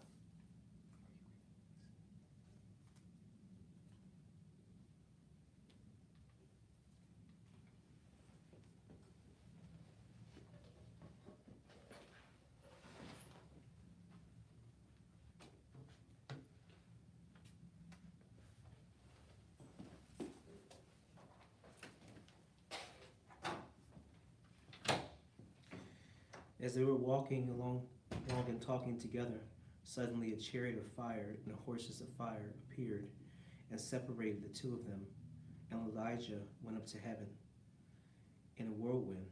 Elisha saw this and cried out, my father, the chariots and horsemen of Israel." And Elijah saw him no more. Then he took hold of his garment and tore it in two. Elijah then picked up Elijah's cloak that had fallen from him and went back and stood on the bank of the Jordan. He took the cloak that had fallen from Elijah and struck the water with it. Where now is the Lord, the God of Elijah?" he asked. When he struck the water, it divided to the right and to the left, and he crossed over. The company of the prophets from Jericho who were watching said, "The spirit of Elijah is resting on Elisha." And then they went to meet him and bowed to the ground before him. "Look," they said, we, your servants, have 50 able men. Let them go and look for your master. Perhaps the Spirit of the Lord has picked him up and set down on some mountain or some valley, or in some valley." "No," Elisha replied, "don't send him." But they presented unto him. He was too embarrassed to refuse. So he said, "Send them." And they sent 50 men, who searched for 3 days, but did not find him. When they returned to Elisha, who was staying in Jericho, he said to them, "Didn't I tell you not to go?" The people of the city said to Elisha, "Look, our Lord, this town is well situated, as you can see, but the water is bad and the land is unproductive. Bring me a new bowl," he said, "and put salt in it." So they brought it to him. Then they went out to the spring and threw salt into it, saying, "This is what the Lord says. I have healed this water. Never again will it cause death or make land unproductive." And the water has remained pure to this day, according to the word of Elisha, that what Elijah has spoken. From there, Elisha went up to Bethel. As he walked along the road, some boys came out of the town and jeered at him. "Get out of here," baldly, they said. "Get out of here," baldly. He turned around and looked at them and called down a curse on them in the name of the Lord. Then two bears came out of the woods and mauled 42 of the boys. And he went on to Mount Carmel. From there, returned to Samaria.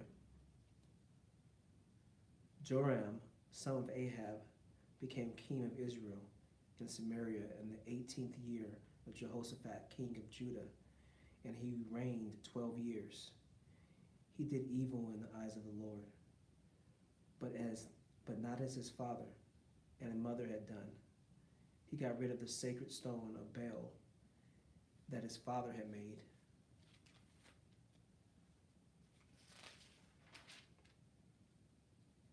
Nevertheless, he clung to the sins of Jeroboam, son of Nebat, which he had caused Israel to commit.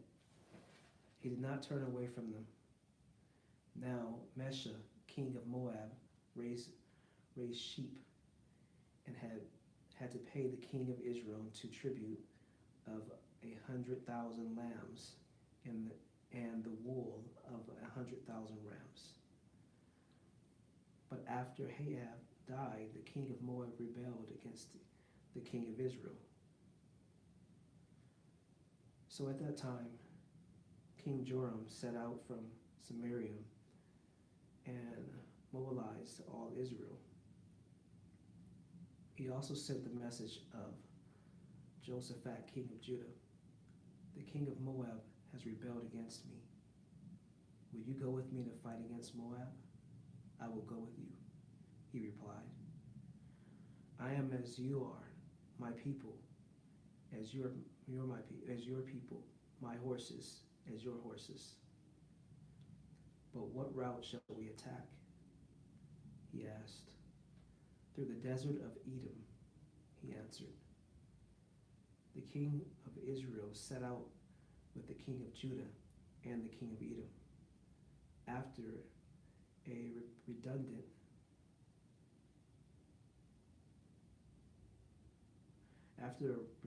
roundabout march of 7 days, the army had no more water for themselves or for the animals with them. What? Exclaimed the king of Israel. Has the Lord called us 3 kings together only to deliver us into the hands of Moab? But Jehoshaphat asked, is there no prophet of the Lord through whom we may inquire of the Lord? An officer of the king of Israel answered, Elisha, son of Shaphat, is here.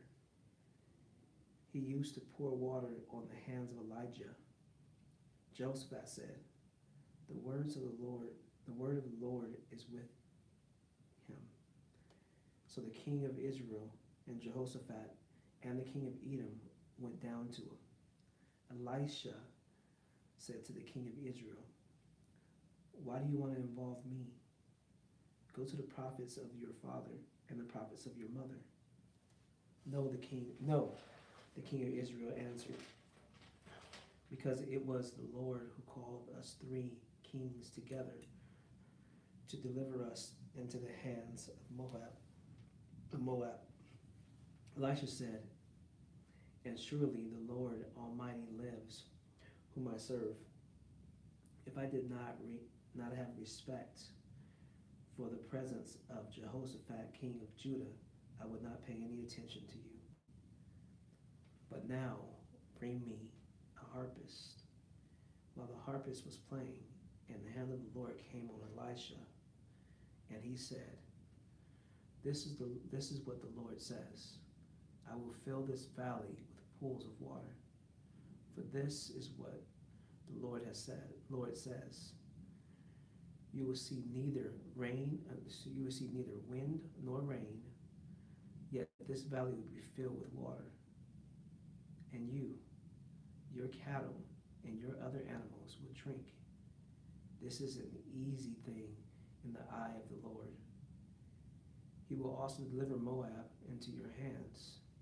You will overthrow every fortified city and every major town. You will cut down every good tree, stop all the springs, and ruins every good field with stones. The next morning, about the time of offering the sacrifice, there is there it was, water flowing from the direction of Edom, and the land was filled with water. Now all the Moabites had heard that the king had come to fight against them. So every man, young and old, who could bear arms was caught up and stationed on the border. When they got up early in the morning, the sun was shining on the water. The Moabites crossed across the way, and the water looked red, like blood. That's blood, they said. The king must have fought and slaughtered each other. Now to plunder Moab. But when the Moabites came to the camp of Israel, the Israelites rose up and fought until they fled. And the Israelites invaded the land and slaughtered the Moabites. They destroyed the town, and each man threw a stone on every good field until it was covered. They stopped up all the springs and cut down every good tree. Only Hareseth was left with its stones in place. But the men armed with slings surrounded it and attacked it. When the king of Moab saw that the battle had gone against him, he took with him 700 swordsmen to break through to the king of Edom. But they failed. Then he took his firstborn son, who was to succeed him as king, and offered him as a sacrifice on the city wall. The fury against Israel was great. They withdrew and returned to their own land. The wife of a man from a company of prophets cried out to Elijah, "Your servant, my husband, is dead, and you know that he revered the Lord. But now his creditor, is coming to take my 2 boys as his slaves." Elisha replied to her, "How can I help you? Tell me, what do you have in your house?" And your servant has nothing there at all, she said, except a small jar of olive oil. Elisha said, "Go around and ask all your neighbors for empty jars. Don't ask for just a few. Then go inside and shut the door behind you and your sons. Pour the oil into all the jars, and as each is filled, put it to one side." She left him. She shut the door behind her and her sons. They brought the jars to her, and she kept pouring. When all the jars were full, she said to her son, "Bring me another one." But he replied, "This is not a jar left." And the oil stopped flowing. She went and told the man of God, and he said, "Go sell the oil and pay your debts. You and your sons can live on what is left." One day Elisha went to Shunem, and a well-to-do woman was there who urged him to stay for a meal. So whenever he came by, he stopped there to eat. She said to her husband, "I know that this man who often comes our way is a holy man of God. Let's make a small room on the roof and put in it a bed and a table, a chair, and a lamp for him. Then he can stay there whenever he comes to us." One day, when Elijah came, he went up to his room and lay down there. He said to his servant Gehazi, "Call to the Shunammite." So he called her, and he stood before him, and she stood before him. Elisha said to him, "Tell her, you have gone to all this trouble for us. Now, what can be done for you? Can we speak on your behalf to the king or the commander of the army?" She replied, "I have a home among my own people." "What can be done for her?" Elisha asked. Gehazi said, "She has no son, and her husband is old." Then Elisha said, "Call her." So he called her, and she stood in the doorway. "About this time next year," Elisha said, "you will now hold a son in your arms." "No, my lord," she objected. "Please, man of God, don't mislead your servant." But the woman became pregnant, and the next year, about the same time, she gave birth to a son, just as Elisha had told her. The child grew, and one day he went out to his father's father, who was with the reapers. He said to his father, "My head, my head." His father told a servant, "Carry him to his mother." After the servant lifted him up and carried him to his mother, the boy sat on her lap until noon, and then he died. She went up and laid him on the bed of the man of God, then shut the door and went out. She called to her husband and said, "Please send me one of the servants and the donkey so I can go to the man of God quickly and return." "Why go to him today?" he asked. "It's not the new moon, or the Sabbath." "That's all right," she said. She saddled the donkey and said to her servant, "Lead on. Don't slow down for me unless I tell you." So she went out and came to the man of God on Mount Carmel. When he saw her in the distance, the man of God said to his servant Gehazi, "Look, there is a Shunammite. Run to meet her and ask her, 'Are you all right? Is your husband all right? Is your child all right?'" "Everything was all right," she said. When she reached the man of God at the mountain, she took hold of his feet. Gehazi came over and pushed her away. But the man of God said, "Leave her alone. She is in bitter distress, but the Lord has hidden it from me and has not told me why. I did not ask for your son, my Lord. Did I ask you for a son, my Lord?" she said. "Didn't I tell you, don't raise my hopes?" Elisha said to Gehazi, "Tuck your cloak into your belt. Take my staff in your hand and run. Don't greet anyone you meet, and if anyone greets you, do not answer.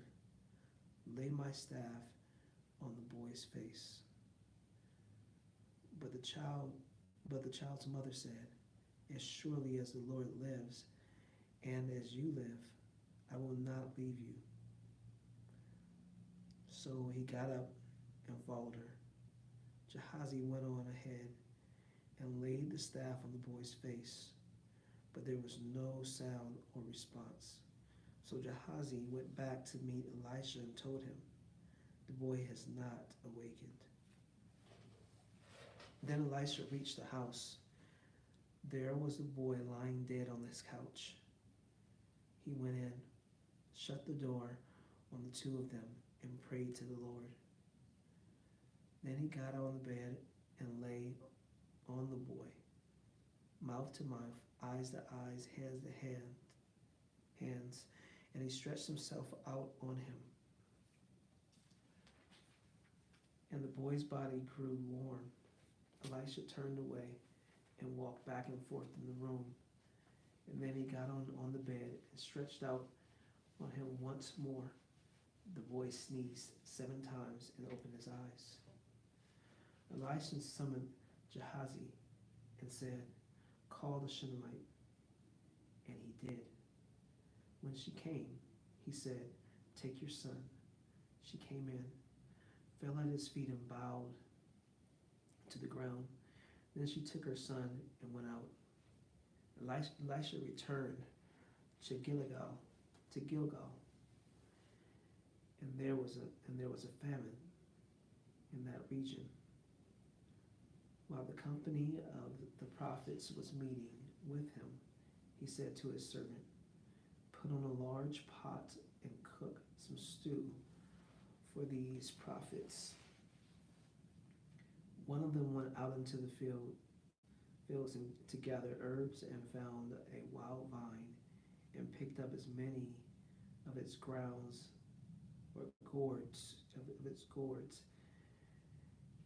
as his garments could hold.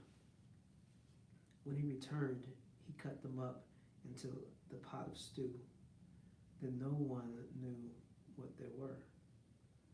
The stew was poured out for the men, but as they began to eat it, they cried out, "Man of God, there is death in the pot," and they could not eat it.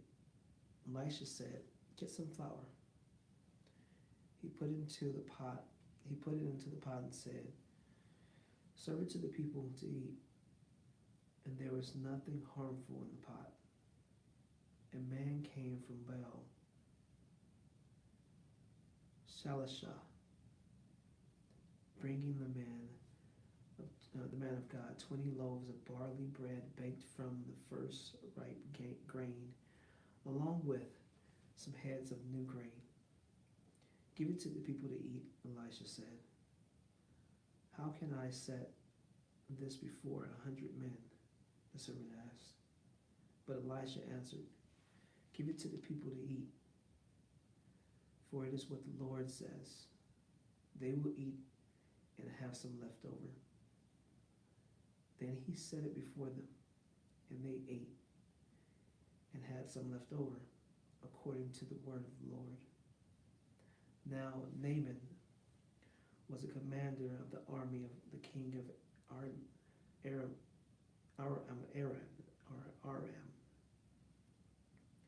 He was a great man in the sight of his master and highly regarded, because through him the Lord had given victory to Aram. He was a valiant soldier, but had leprosy.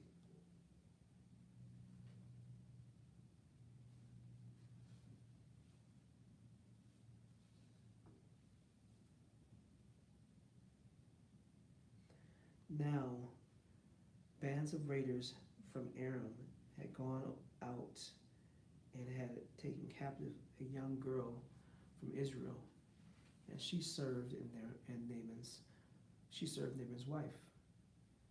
She said to her mistress, "If only my master would see the prophet who is in Samaria, he would cure him of his leprosy." Naaman went to his master and told him what the girl from Israel had said. "By all means, go," the king of Aram replied. "I will send a letter to the king of Israel." So Naaman left, taking with him 10 talents of silver, 6,000 shekels of gold, and 10 sets of clothing. The letter that he took to the king of Israel read, "With this letter, I am sending my servant Naaman to you, so that you may cure him of his leprosy." As soon as the king of Israel read the letter, he tore his robes and said, Am I God? Can I kill and bring back to life? Why does this fellow send someone to me to be cured of his leprosy? So how is he trying to pick a quarrel with me?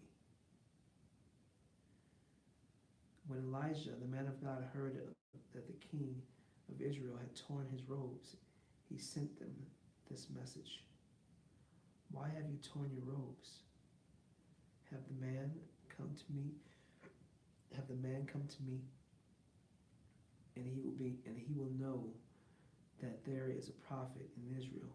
So Naaman went with his horses and chariots and stopped at the door of Elisha's house. Elisha sent a messenger to him to say to him, "Go, wash 7 times in Jordan, and your flesh will be restored, and you will be cleansed." But Naaman went away angry and said, "I thought that he would surely come out to me and stand and call on the name of the Lord his God, wave his hand over the spot, and cure me of my leprosy." And not Abana and Pharpar, the rivers of Damascus, better than all the waters of Israel. Couldn't I wash in them and be cleansed? So he turned and went off in rage. Naaman's servants went to him and said, "My father, if the prophet had told you to do some great thing, would you not have done it? How much more then when he tells you, 'Wash and be cleansed'?" So he went down and dipped himself in the Jordan 7 times. And the man of God told him, and his flesh was restored, became clean like that of a young boy. Then Naaman and all his attendants went back to the man of God. He stood before him and said, "Now that I know there is no God in all the world except in Israel, so please accept a gift from your servant." The prophet answered, "As surely as the Lord lives, whom I serve, I will not accept a thing." And even though Naaman urged him, he refused. "If you will not," said Naaman, "please let me, your servant, be given as much earth as a pair of mules can carry. So your servant will never again make a burnt offering and sacrifices to any other God but the Lord. But may the Lord forgive your servant for this one thing. When my master enters the temple of Rimmon to bow down, and he is leaning on my arm, and I have I have to bow there also. When I bow down in the temple of Rimmon, may the Lord forgive your servant for this." "Go in peace," Elisha said. After Naaman had traveled some distance, Gehazi, the servant of Elisha and man of God, said to him, "My master was too easy on Naaman. This our Aramean mean by not accepting from him what he brought. As surely as the Lord lives, I will run after him and get something from him." So Gehazi hurried after Naaman. When Naaman saw him running toward him, he got down from his chariot to meet him. Is everything all right?" he asked. "Everything is all right," Gehazi answered. "My master sent me to say, 2 young men from the company of the prophets have come to me from the hill country of Ephraim. Please give them a talent of silver and 2 sets of clothing." "By all means, take the 2 talents," said Naaman. He urged Gehazi to accept them. Then he tied up the 2 talents of silver in 2 bags. With the 2 sets of clothing, he gave them 2 of his servants, and they carried them ahead of Gehazi. When Gehazi came to the hill, he took the things from the servants and put them away in the house. He sent the men away, and they left.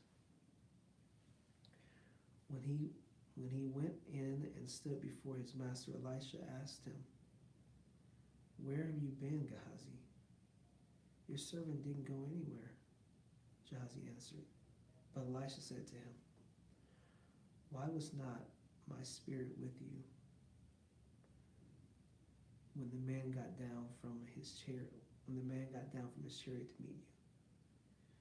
Is this the time to take money, or to accept clothes, or oil, groves, and vineyards, or flocks and herds, or male and female slaves?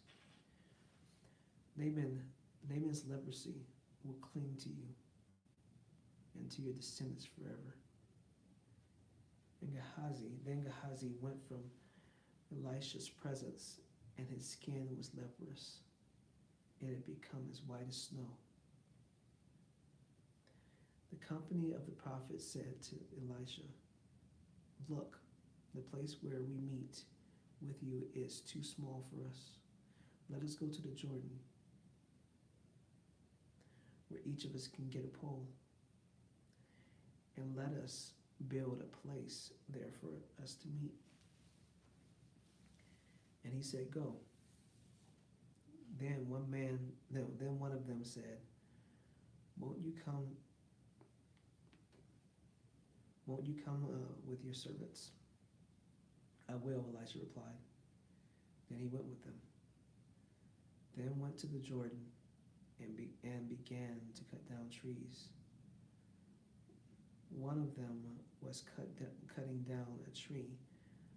The iron axe head fell into the water. "Oh no, my lord," he cried. "It was borrowed." The man of God asked, "Where did it fall?" When he showed him the place, Elisha cut a stick and threw it there, and made the iron float. "Lift it out," he said. Then the man reached out his hand and took it. Now the king of Aram was at war with Israel. After conferring with his officers, he said, "I will set up my camp in such a place." And then the man of God sent word to the king of Israel, "Beware of passing the place, because of the Arameans are going down there." So the king of Israel checked on the place and indicated by the man of God. Time and again, Elisha warned the king, so that when he was on his guard in such places. Then this enraged the king of Aram. He summoned his officers and demanded of them, "Tell me, which of us is on the side of the king of Israel?" "None of us, my lord the king," said one of his officers. But Elisha the prophet, who is in Israel, tells the king of Israel the very words you speak in your bedroom. "Go, find out where he is," the king ordered, "so I can send men and capture him." The report came back, "He is in Dothan." Then he sent horses and chariots and a strong force there. They went by night and surrounded the city.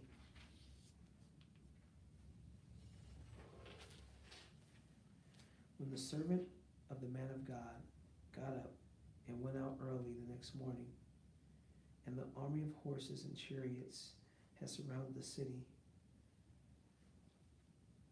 "Oh no, my lord, what shall we do?" the servant asked. "Don't be afraid," the prophet answered. "Those who are with us are more than those who are with them." And Elijah prayed, "Open his eyes, Lord, so he may see." Then the Lord opens the servant's eyes, and he looked and saw the hills full of horses and chariots of fire all around Elisha. And the enemy came down toward them. Elisha prayed to the Lord, "Strike this enemy with blindness." So he struck them with blindness, as Elijah had asked. Elisha told them, "This is not the road, and this is not the city. Follow me. I will lead you to the man you are looking for." And he led them to Samaria. After they entered the city, Elisha said, "Lord, open the eyes of these men so they can see." Then the Lord opened their eyes, and they looked, and there they were, inside Samaria. And when the king of Israel saw them, he asked Elisha, "Shall I kill them? My father should kill them. My father, shall I kill them?" "Do not kill them," he answered. Would you kill those you have captured with your own sword or bow? Set food and water before them, so they may eat and drink, and they may go back and then go back to their master.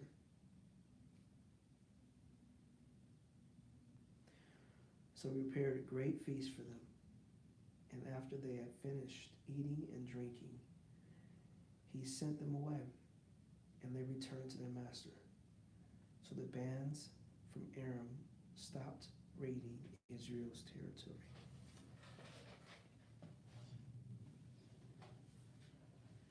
Sometime earlier, Ben-Hadad, king of Aram, mobilized his entire army and marched up and laid siege to Samaria. There was a great famine in the city, and the siege lasted so long that the donkey's head sold for 80 shekels of silver and a quarter of a cab of seed pods for 5 shekels. And the king of Israel was passing by the wall. The woman cried, "Help me, my lord the king." The king replied, "If the Lord does not help you, where can I get help for you? From the threshing floor? From the winepress?" Then he asked her, "What is the matter?" She answered, "The woman said to me, 'Give up your son so we may eat him today, and tomorrow we'll eat my son.' So we cooked my son and ate him. The next day I said to her, 'Give up your son so we may eat him.' But she had hidden him." When the king heard the woman's words, he tore his robes, and he went along the wall, and the people looked, and they saw that under his robes he had sackcloth on his body. He said, "May God deal with me, be it ever so severely, in the head of Elisha's son of Shaphat remains on his shoulders today." Now Elisha was sitting in the house, and the elders were sitting with him.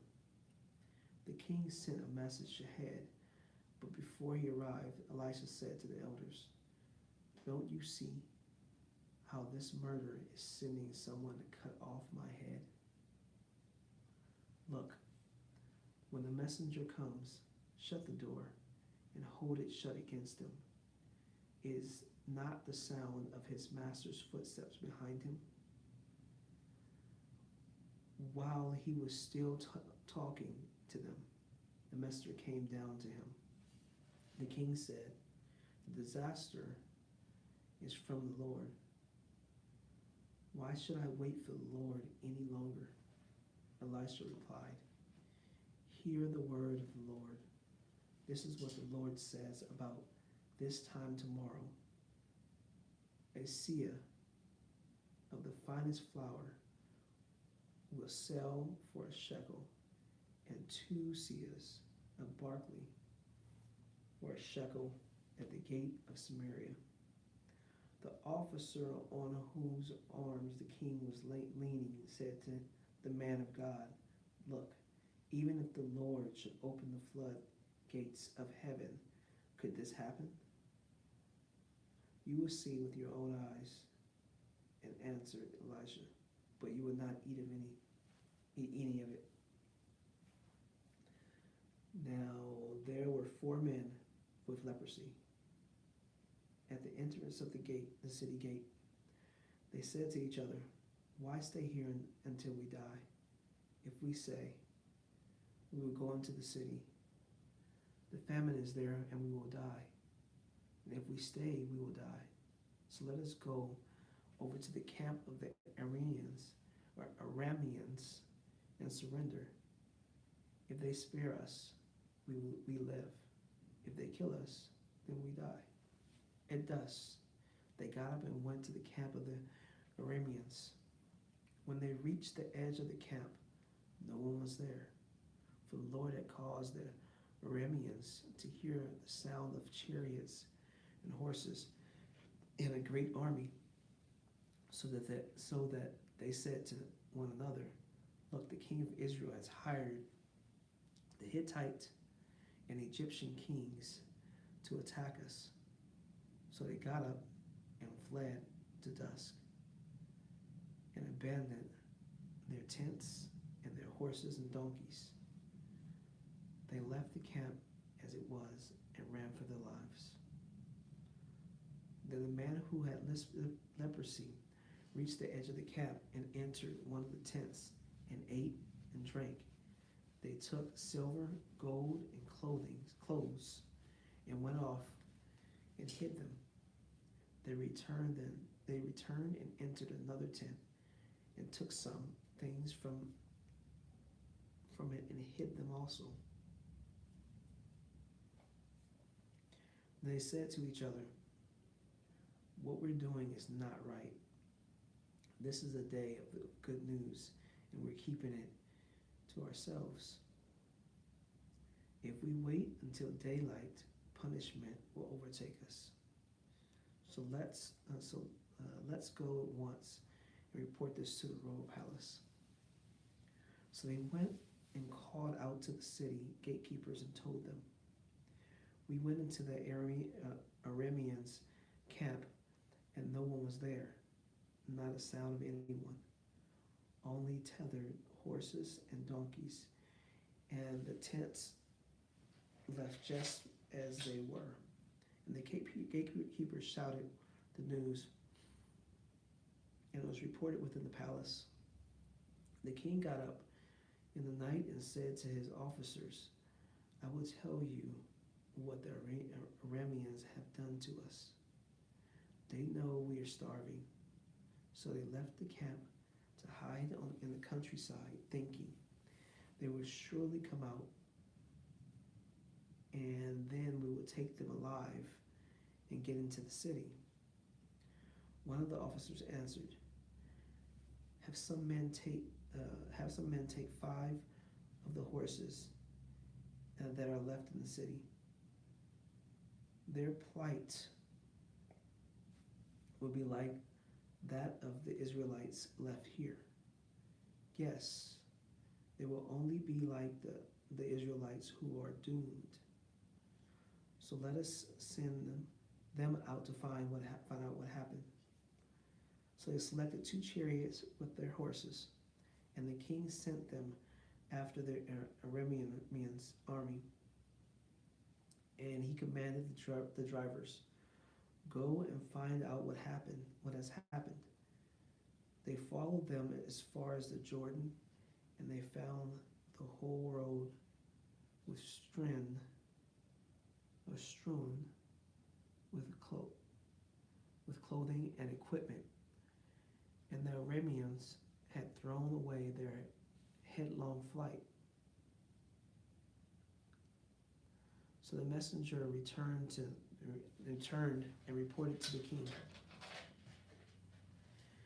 The people went out and plundered the camp of the Arameans. sow a seah of the finest flour sold for a shekel, and 2 shekels of barley sold for a shekel, and 2 seahs of barley sold for a shekel, and as the Lord said.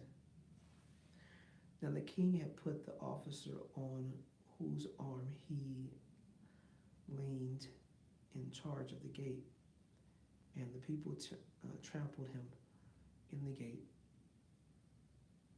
gateway, and he died, just as the man of God had foretold when the king came down to his house. It happened as the man of God said to the king, about this time tomorrow, a seah of the finest flour sell for a shekel, and 2 seahs of barley for a shekel at the gate of Samaria. The officer had said to the man of God, even if the Lord should open the floodgates of the heavens, could this happen? And the man of God replied, you will see it with your own eyes, but you will not eat of any of it. And this is exactly what happened to him. And the people trampled him in the gateway, and he died.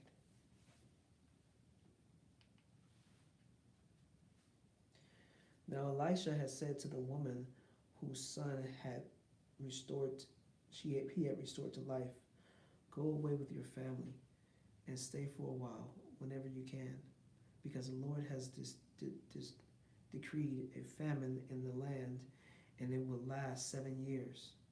The woman proceeded to do as the man of God said. She and her family went away and stayed in the land of the Philistines for 7 years. And at the end of 7 years, she came back to the land of the Philistines and went to appeal to the king for her house and land. The king was talking to Gehazi, the servant of the man of God, and had said, tell me about all the great things Elisha has done. And Gehazi was telling the king how Elisha had restored the dead to life, and the woman whose son Elisha had brought back to life came to appeal to the king for her house and land. Gehazi said, this is the woman, my lord the king. This is her son who Elisha restored to life. The king asked the woman about it, and she told him.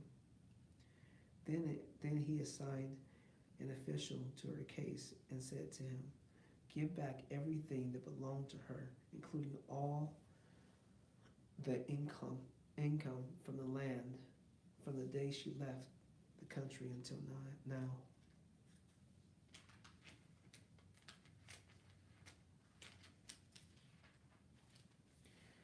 Elisha went to Damascus, and Ben-Hadad, king of Aram, was ill. When the king was told, the man of God has come all the way here, he said to Hazael, take a gift with you and go meet the man of God. Consult the Lord through him. Ask him, will I recover from this illness? Hazael went to meet Elisha, taking with him as a gift 40 camel loads of the finest wares of Damascus. He went in and stood before him and said, your son, Ben-Hadad, king of Aram, has sent me to ask, will I recover from this illness? Elisha answered, go and say to him, you will certainly recover. Nevertheless, the Lord has revealed to me that he will in fact die. He stared at him and fixed gaze until Hazael was embarrassed. Then the man of God began to weep. Why is my Lord weeping? Asked Hazael. Because I know the harm you will do to the Israelites, he answered. You will set fire to their fortified places, kill their young men with sword, and dash their little children into the ground to the ground and rip open their pregnant women. Hazael said, "How could your servant, a mere dog, accomplish such a feat? The Lord has shown me that you will become king of Aram," answered Elisha. Then Hazael left Elijah and returned to his master. When Ben-Hadad asked him what did Elisha say to you? Hazael replied, "He told me that you would certainly recover." But the next day he took a thick cloth, soaked it in water, and spread it over the king's face, so that he died. And Hazael succeeded him as king. In the 5th year of Joram,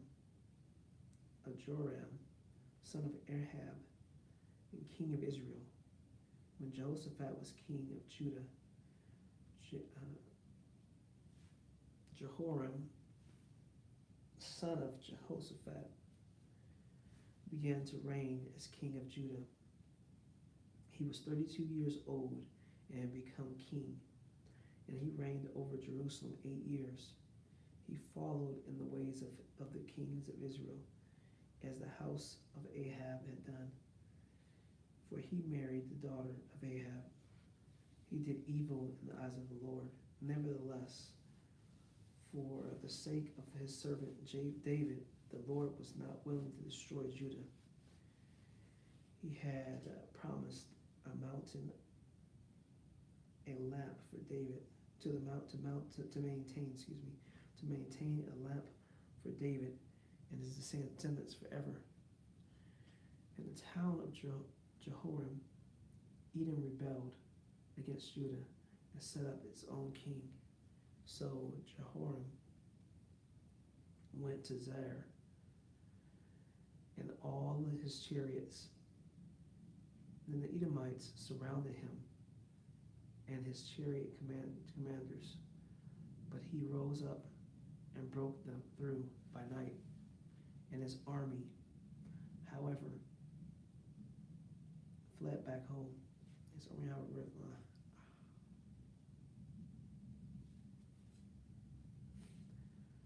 To this day, Edom has been in rebellion against Judah. Libnah revolted at the same time. As for the other events of Jehoram's reign, all he did, are they not written in the book of the annals of the kings of Judah? Joram rested with his ancestors and was buried in the city of David. And Ahaziah, his son, succeeded him as king. Ahaziah, king of Judah. In the 12th year of Joram, son of Ahab, king of Israel, Ahaziah, son of Jehoram, king of Judah, began the reign. And Ahaziah was 22 years old when he became king, and he reigned in Jerusalem 1 year. His mother's name was Athaliah, a granddaughter of Omri, king of Israel. He followed in the ways of the house of Ahab and did evil in the eyes of the Lord, as the house of Ahab had done, for he was related by marriage to Ahab's family. Ahaziah went to Joram, son of Ahab, to war against Hazael, king of Aram, and at Ramoth Gilead.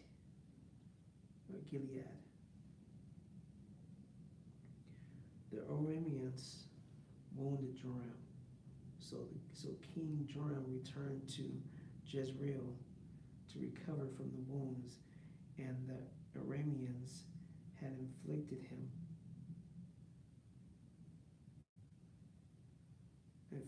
on him at Ramoth. and the battle of Hazael king of Aram. Then Uzziah, son of Joram, king of Judah, went down to Jezreel to see Joram, son of Ahab. Then he bowed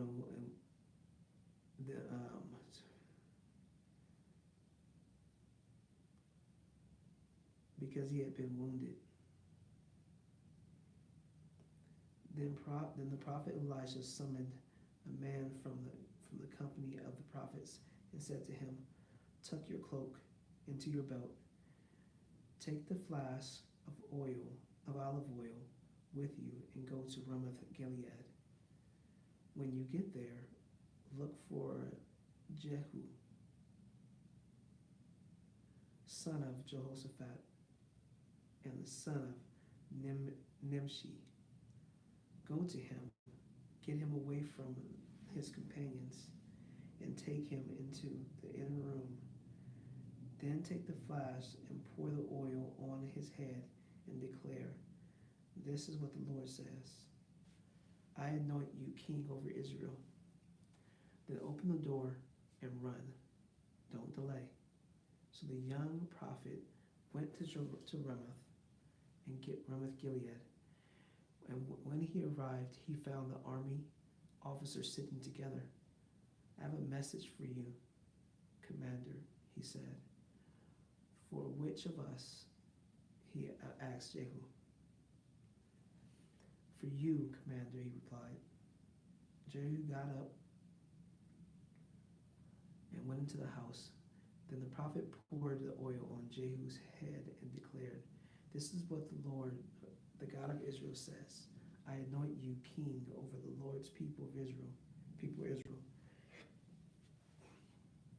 You are to destroy the house of Ahab your master, and I will avenge the blood of my servants, the prophets, and the blood of all the Lord's servants shed by Jezebel. The whole house of Ahab will perish. I will cut off from Ahab every last male in Israel, slave or free. I will make the house of Ahab like the house of Jeroboam, son of Nebat, and like the house of Baasha, son of Elijah. As for Jezebel, dogs would devour her on the plot of ground at Jezreel, and no one will bury her." Then he opened up the door and ran. When Jehu went out to his fellow officers, one of them asked him, "Is everything all right? When did this manic come to you?" "You know the man and the sort of things he says," Jehu replied. "That's not true," they said. "Tell us." Jehu said, "Here's what he told me. This is what the Lord says. I anoint you king over Israel." They quickly took their cloaks and spread them under him on the bare steps. Then they blew a trumpet and shouted, "Jehu is king."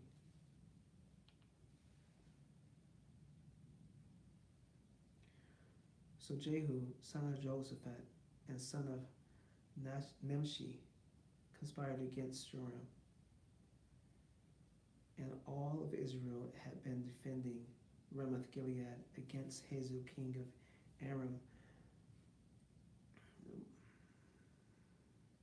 But King Joram had returned to Jezreel to recover from the wounds the Arameans had inflicted on him in the battle where Hazael king of Aram, with Hazael king of Aram. Jehu said, "If you desire to make me king, don't let anyone slip out of the city to go tell the news in Jezreel." Then he got into his chariot and rode to Jezreel, because Joram was resting there. and Uzziah, king of Judah, had gone down to see him. When the lookout standing on the tower in Jezreel saw Jehu's troops approaching, he called out, "I see some troops coming. Get a horseman." Joram ordered, "Send me him to meet them and ask, 'Do you come in peace?'" The horseman rode off to meet Jehu and said, "This is what the king says, 'Do you come in peace?'" "What do I have to do with peace?" Jehu replied. Fall in behind me." The lookout reported, "The messenger has reached them, but he isn't coming back." So the king sent out a second horseman. When he came to them, he said, "This is what the king says, 'Do you come in peace?'" Jehu replied, "What do you have to do with peace? Fall in behind me." The lookout reported, "He has reached them, but he isn't coming back either."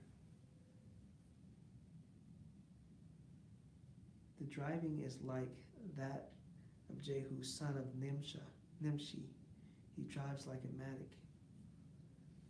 Hitch up my chariot," Joram ordered. And when it is hitched up, Joram, king of Israel, and Ahaziah, king of Judah, rode out, and each in his own chariot to meet Jehu. They met him, and the plot of the ground had belonged to Naboth the Jezreelite. When Joram saw Jehu, he said, "Have you come in peace, Jehu?" "How can there be peace?" Jehu replied, "as long as all the adultery and witchcraft of your mother Jezebel abound." Joram turned about and fled, calling out Ahaziah, "Treachery." Then Jehu drew his bow and shot Joram between the shoulders.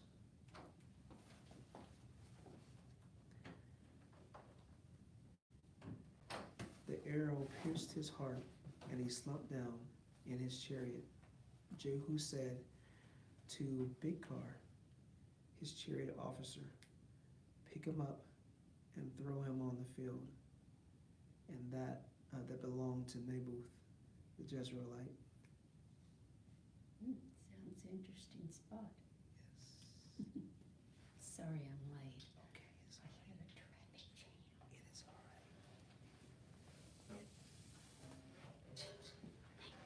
You're welcome. Thank you. Is that yours? They just used to continue.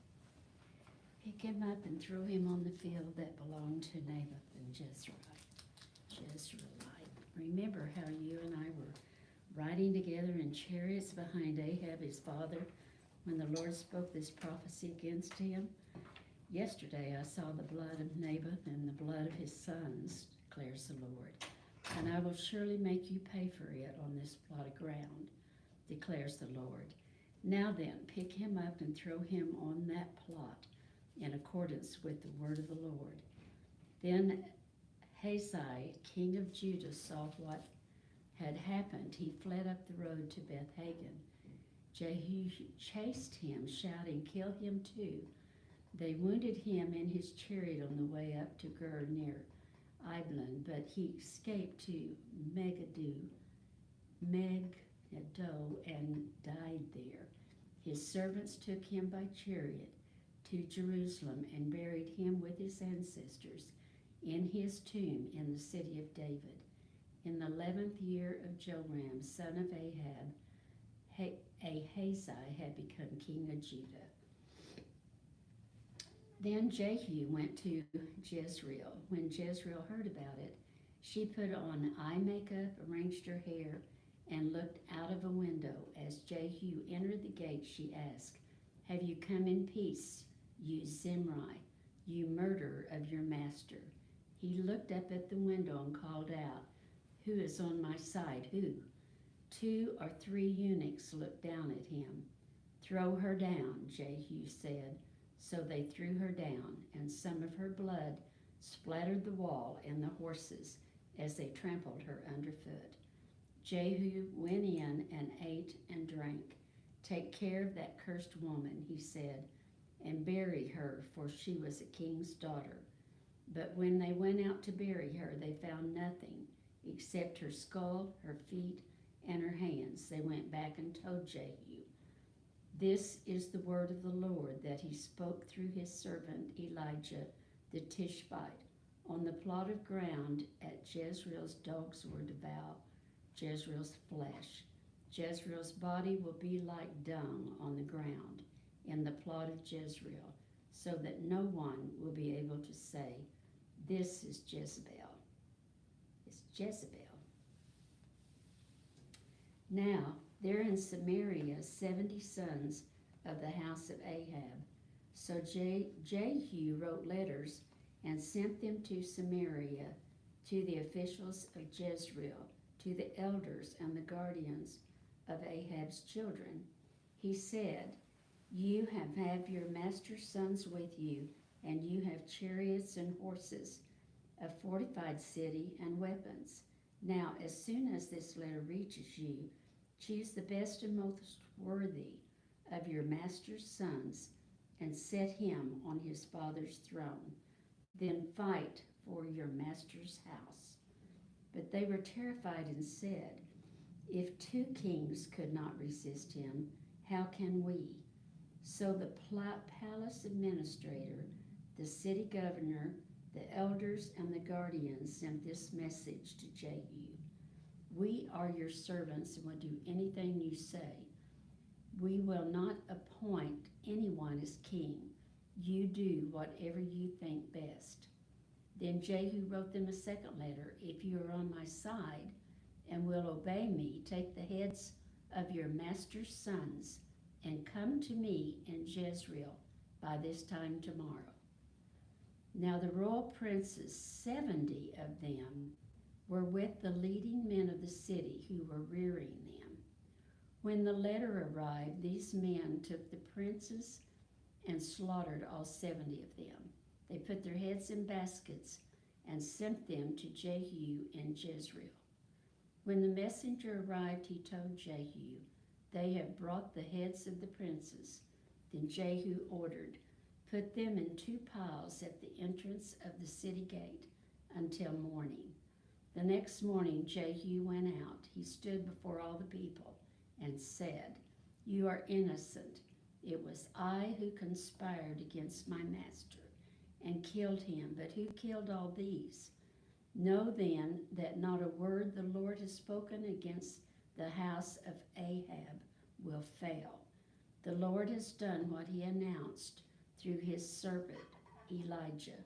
So Jehu killed everyone in Jezreel who remained in the house of Ahab, as well as all his chief men, his close friends, and his priest, leaving him no survivor.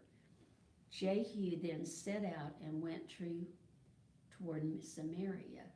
At Beth Ekel of the shepherds, he met some relatives of Ahaziah, king of Judah, and asked, "Who are you?" They said, "We are relatives of Ahaziah, and we have come down to greet the families of the king and the queen mother." "Take them alive," he ordered. So they took them alive and slaughtered them by the well of Beth Ekel. 42 of them he left no survivor. After he left there, he came upon Jehonadab, son of Rechab, who was on his way to meet him. Jehu greeted him and said, "Are you in accord with me as I am with you?" "I am," Jehonadab answered. "If so, give me your hand." So he did, and Jehu helped him up into the chariot, Jehu said, "Come with me and see my zeal for the Lord." Then he had him ride along in the chariot. When Jehu came to Samaria, he killed all who were left there of Ahab's family. He destroyed them, according to the word of the Lord spoken to Elijah. Then Jehu brought all the people together and said, "Ahab served Baal a little. Jehu will serve him much. Now summon all the prophets of Baal, all his servants and all his priests. See that no one is missing, because I'm going to hold a great sacrifice for Baal. Anyone who fails to come will no longer live."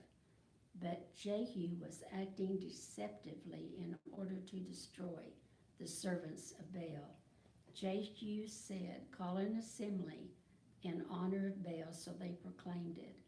Then he sent word throughout Israel, and all the servants of Baal came. Not one stayed away. They crowded into the temple of Baal until it was full from one end to the other. And Jehu said to the keeper of the wardrobe, "Bring robes for all the servants of Baal." So he brought out robes for them.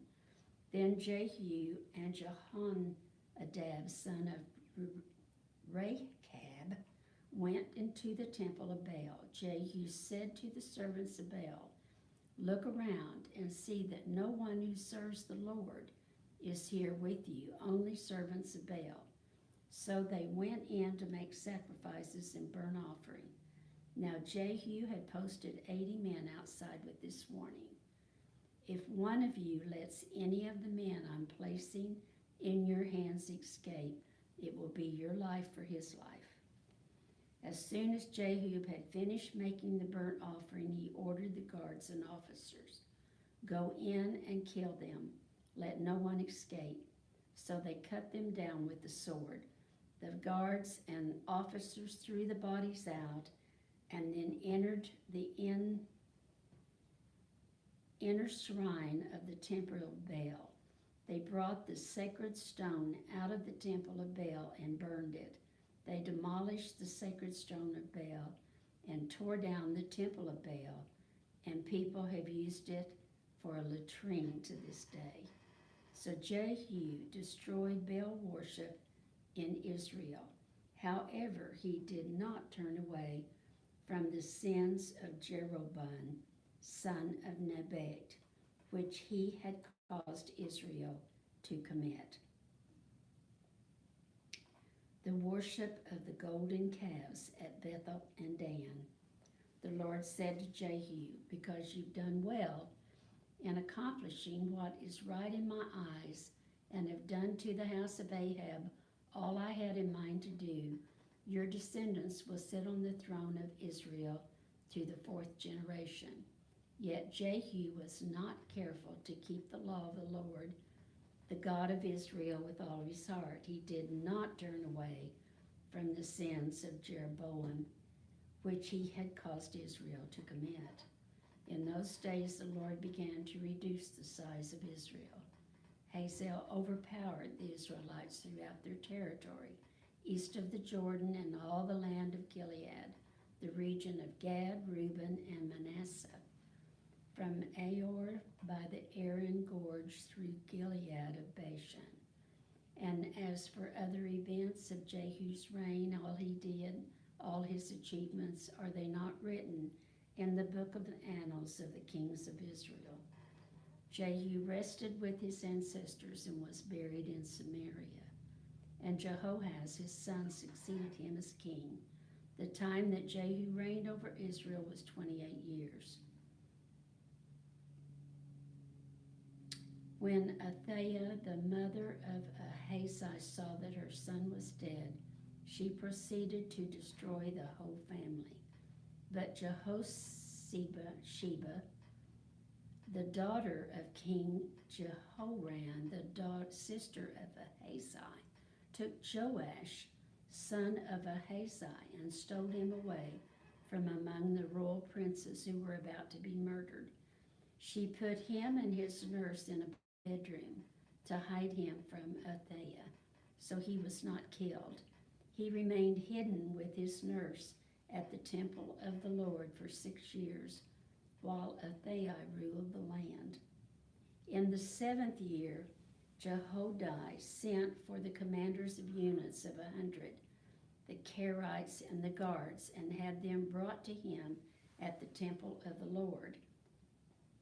He made a covenant with them and put them under oath at the temple of the Lord.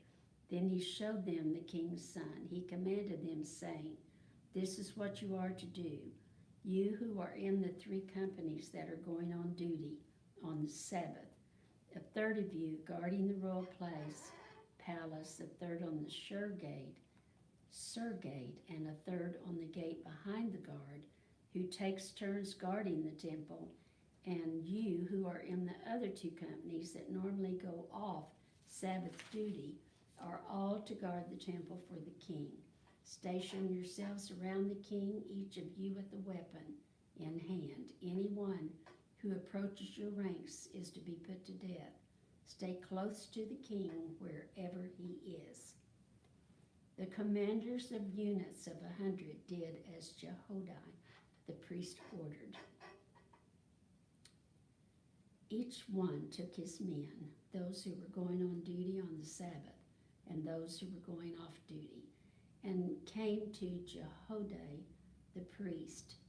When he gave the commanders the spears and shields that had belonged to King David, and when that were in the temple of the Lord, the guards, each with a weapon in hand, stationed themselves around the king, near the altar in the temple, south side to the north side of the temple. Jehoiada brought out the king's son and put the crown on him. He presented him with a copy of the covenant and proclaimed him king. They anointed him, and the people clapped their hands and shouted, "Long live the king."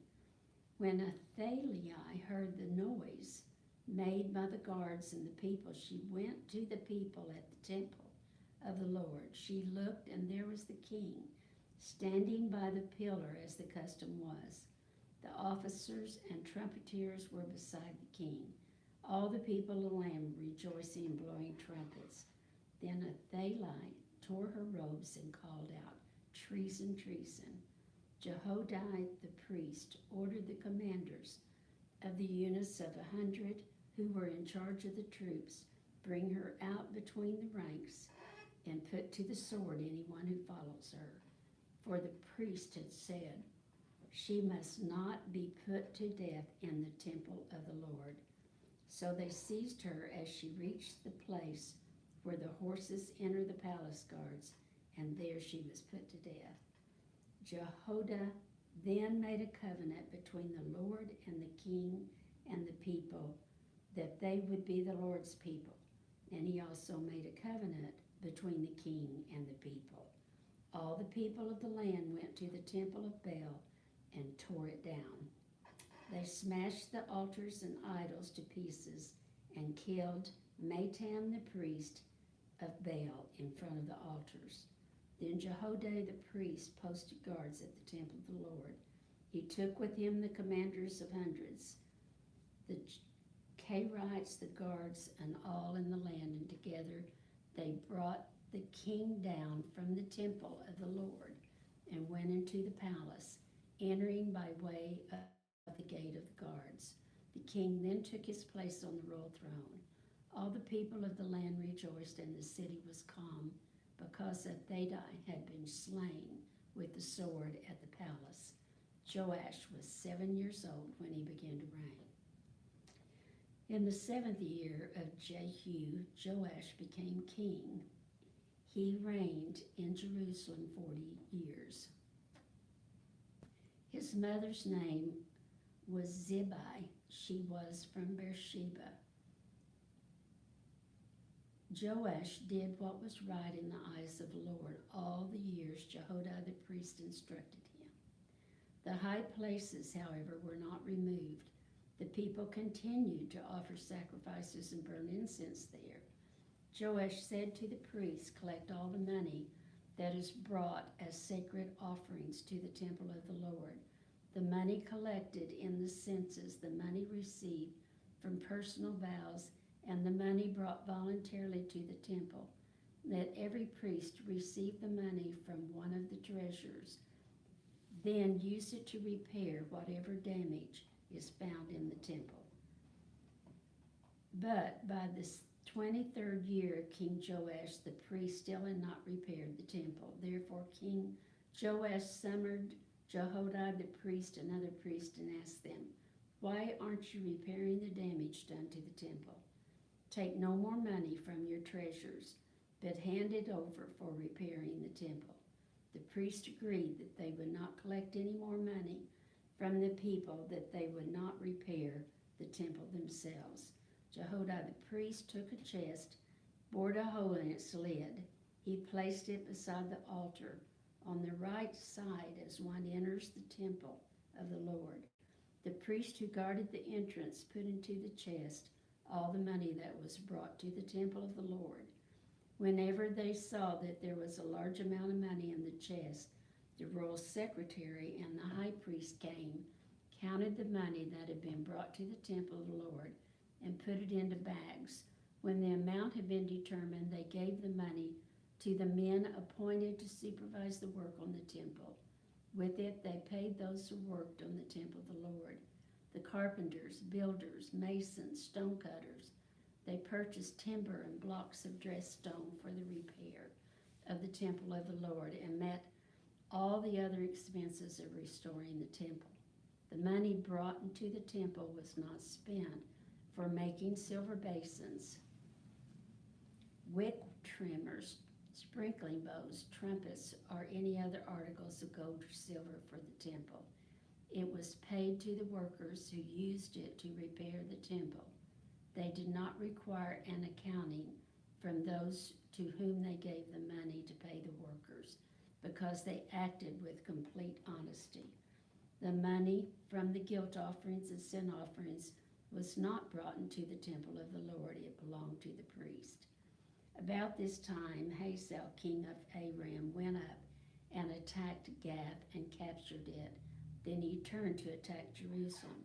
But Joash, king of Judah, took all the sacred objects dedicated by his predecessors, Joab, Jehoram, Hazael, the kings of Judah, and the gifts he himself had dedicated, and all the gold found in the treasuries of the temple of the Lord and of the royal palace. And he sent them to Hazael, king of Aram, who then withdrew from Jerusalem. Whoa. As for the other events of the reign of Joash and all he did, are they not written in the book of the annals of the kings of Judah? His officials conspired against him and assassinated him at Beth Milo on the road down to Silla.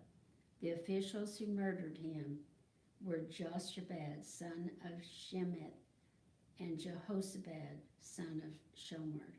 He died and was buried with his ancestors in the city of David. And Azamai, his son, succeeded him as king. In the 23rd year of Joash, son of Ahaziah, king of Judah, Jehoahaz, son of Jehu, became king of Israel and Samaria, and he reigned 17 years. He did evil in the eyes of the Lord by following the sins of Jeroboam, son of Nebat, which he had caused Israel to commit, and he did not turn away from them. So the Lord's anger burned against Israel, and for a long time he kept under the power of Hazael, king of Aram, and Ben-Hadad, his son. Then Jehoahaz sought the Lord's favor, and the Lord listened to him. For he saw how severely the king of Aram was oppressing Israel. The Lord provided a deliverer for Israel, and they escaped from the power of Aram. So the Israelites lived in their own homes as they had before, but they did not turn away from the sins of the house of Jeroboam. He had caused Israel to commit. They continued in them Also the Asherah pole remained standing in Samaria. Nothing had been left of the army of Jehoshaphat except 50 horsemen, 10 chariots, 10,000-foot soldiers, for the king of Aram had destroyed the rest and made them like dust at threshing time. As for the other events of the reign of Jehoahaz, all he did, and his achievements, are they not written in the book of the annals of the king of Israel? Jehoahaz rested with his ancestors, buried in Samaria, and Jehoash his son succeeded him as king. In the 37th year of Joash, king of Judah, Jehoash son of Jehoahaz became king of Israel. He reigned 16 years, and he did evil in the eyes of the Lord, and did not turn away from any of the sins of Jeroboam son of the Nahab, which he caused Israel to commit. He continued in them. As for the other events of the reign of Jehoash, all he did, and his achievements, including his war against Amaziah, king of Judah, are they not written in the book of the annals of the kings of Israel?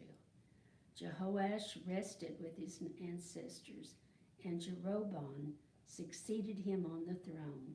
Jehoash was buried in Samaria with the kings of Israel. Now Elisha had been suffering from an illness from which he died. Jehoash, king of Israel, went down to see him and wept over him. My father, he cried, the chariots and horsemen of Israel.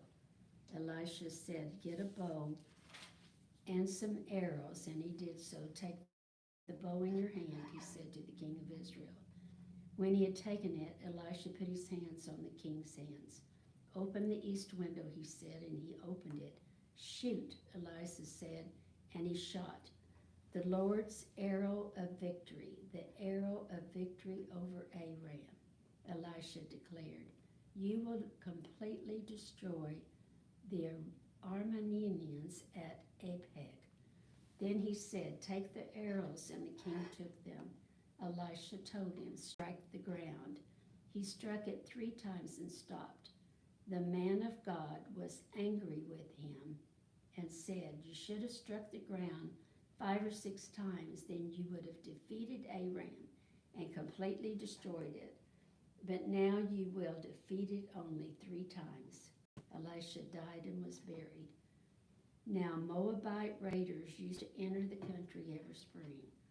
Once, while some Israelites were burying a man, suddenly they saw a band of raiders, so they threw the man's body into Elisha's tomb. When the body touched Elisha's bone, the man came to life and stood up on his feet. Hazael, king of Aram, oppressed Israel throughout the reign of Jehoahaz. But the Lord was gracious to them and had compassion, showed concern because of his covenant with Abraham, Isaac, and Jacob. To this day he's been unwilling to destroy them or banish them from his presence.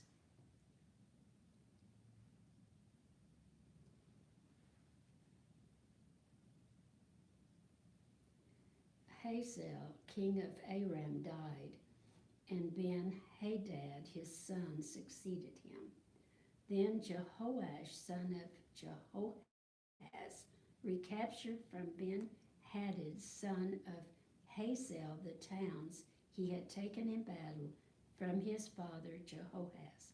3 times Jehoash defeated him, and so he recovered the Israelite towns.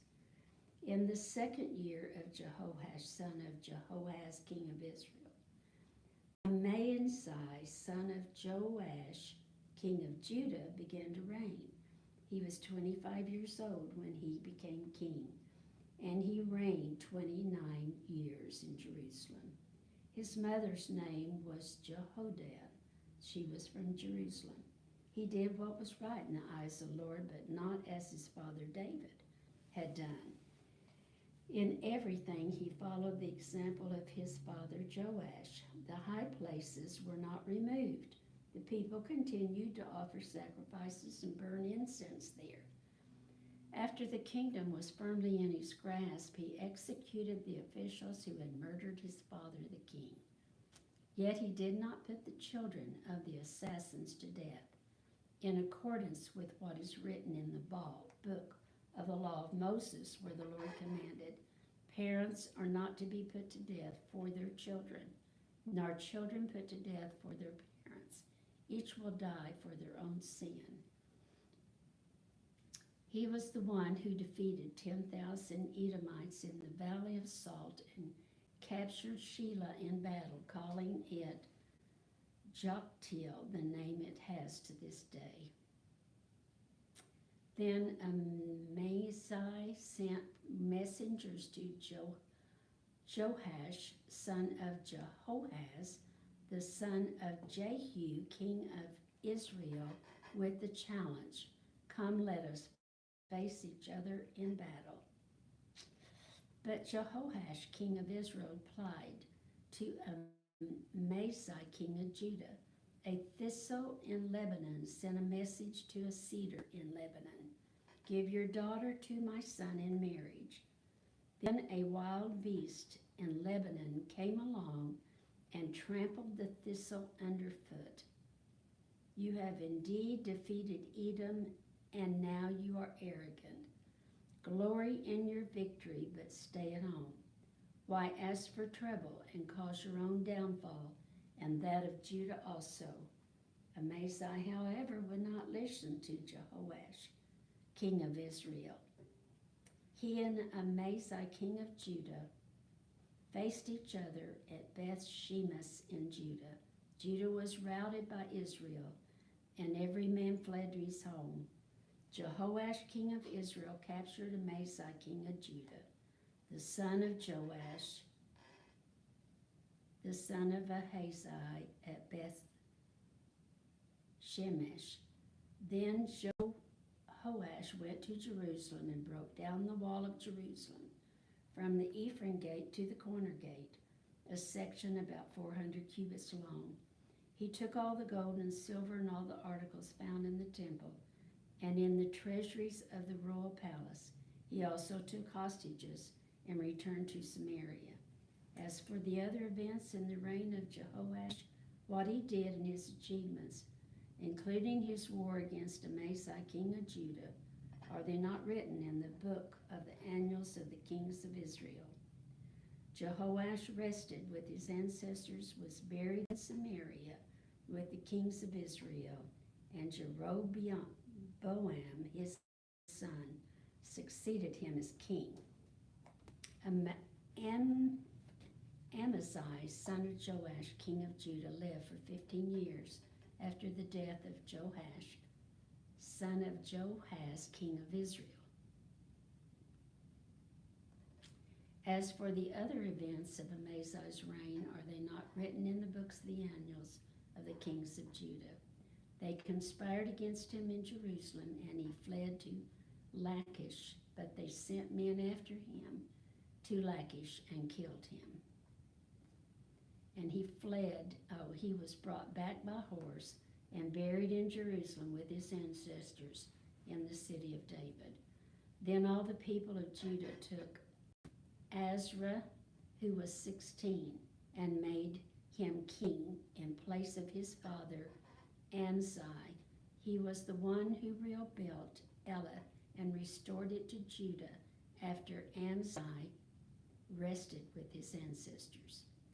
In the 15th year of Amzai, son of Joash, king of Judah, Jeroboam, son of Jehoash, king of Israel, became king in Samaria, and he reigned 41 years. He did evil in the eyes of the Lord, did not turn away from any of the sins of Jeroboam, son of Nebat, which he caused Israel to commit. He was the one who restored the boundaries of Israel from Labo Hamath to the Dead Sea, in accordance with the word of the Lord, the God of Israel, spoken through his prophet Jonah, son of Amittai, the prophet from Gath Hepher. The Lord had seen how bitterly everyone in Israel, whether slave or free, was suffering. there was no one to help them. And since the Lord had not said he would blot out the name of Israel from under heaven, he saved them by the hand of Jeroboam, son of Joash. As for the other events of Jeroboam's reign, all he did, his military achievements, including how he recovered for Israel both Damascus and Hamath, which had belonged to Judah, are they not written in the book of the annals of the kings of Israel? Jeroboam rested with his ancestors, the kings of Israel, and Zechariah his son succeeded him.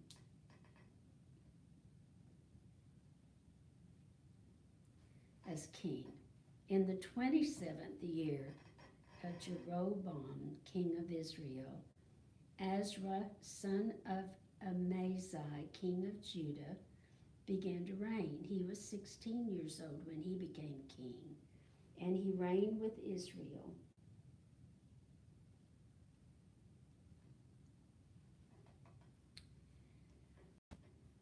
And he reigned in Jerusalem 52 years. His mother was Jecola. She was from Jerusalem.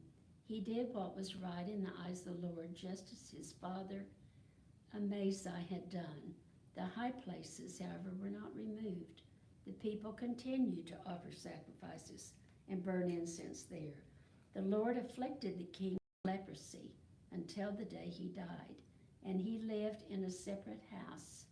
Jotham, the king's son, had charge of the palace and governed the people in the land.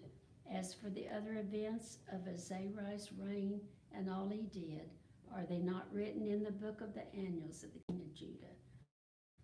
Azariah rested with his ancestors and buried near them the city of David, and Jotham his son succeeded him as king.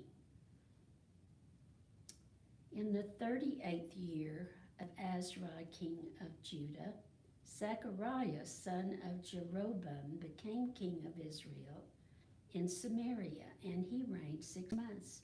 He did evil in the eyes of the Lord as his predecessors didn't turn away from the sins of Jeroboam, which he had caused Israel to commit.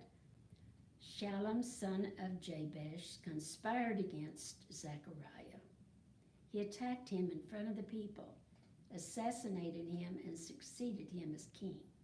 The other events of Zechariah's reigns are written on the book of the annals. So the word of the Lord spoken to Jehu was fulfilled. Your descendants will sit on the throne to the 4th generation. Shallum, son of Jabesh, became king in the 39th year of Uzziah, king of Judah. And he reigned in Samaria 1 month. Then Menahem, son of Gadda, went from Tirzah up to Samaria. He attacked Shallum, son of Jabesh, in Samaria, assassinated him, and succeeded as king. The other events in Shallum's reign and the conspiracy he led are written in the book of the annals of the kings of Israel. At that time, Menahem started out from Tirzah, attacked Tiphash and everyone in the city and its vicinity. Because they refused to open their gates, he sacked Tipsha and ripped open all the pregnant women. In the 39th year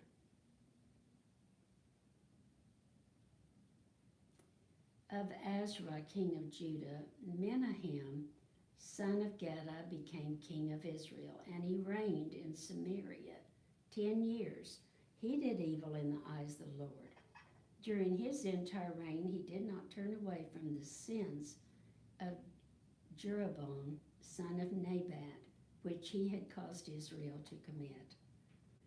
Then Pul, king of Assyria, invaded the land, and Menahem gave him 1,000 talents of silver to gain his support and strengthen his own hold on the kingdom. Menahem exacted this money from Israel. Every wealthy person had to contribute 50 shekels of silver to be given to the king of Assyria. So the king of Assyria withdrew and stayed in the land no longer. As for the other events of Menahem's reign, all he did, are they not written in the book of the annals of the kings of Israel? Menahem rested with his ancestors, and Pekahiah his son succeeded him as king. Pekahiah, king of Israel. In the 50th year of Azariah, king of Judah, Pekahiah, son of Menahem, became the king of Israel in Samaria. He reigned 2 years. Pekahiah did evil in the sight of the Lord. He did not turn away from the sins of Jeroboam, son of Nebat, which he caused Israel to commit. One of his chief officers, Pekah, son of Remaliah, conspired against him.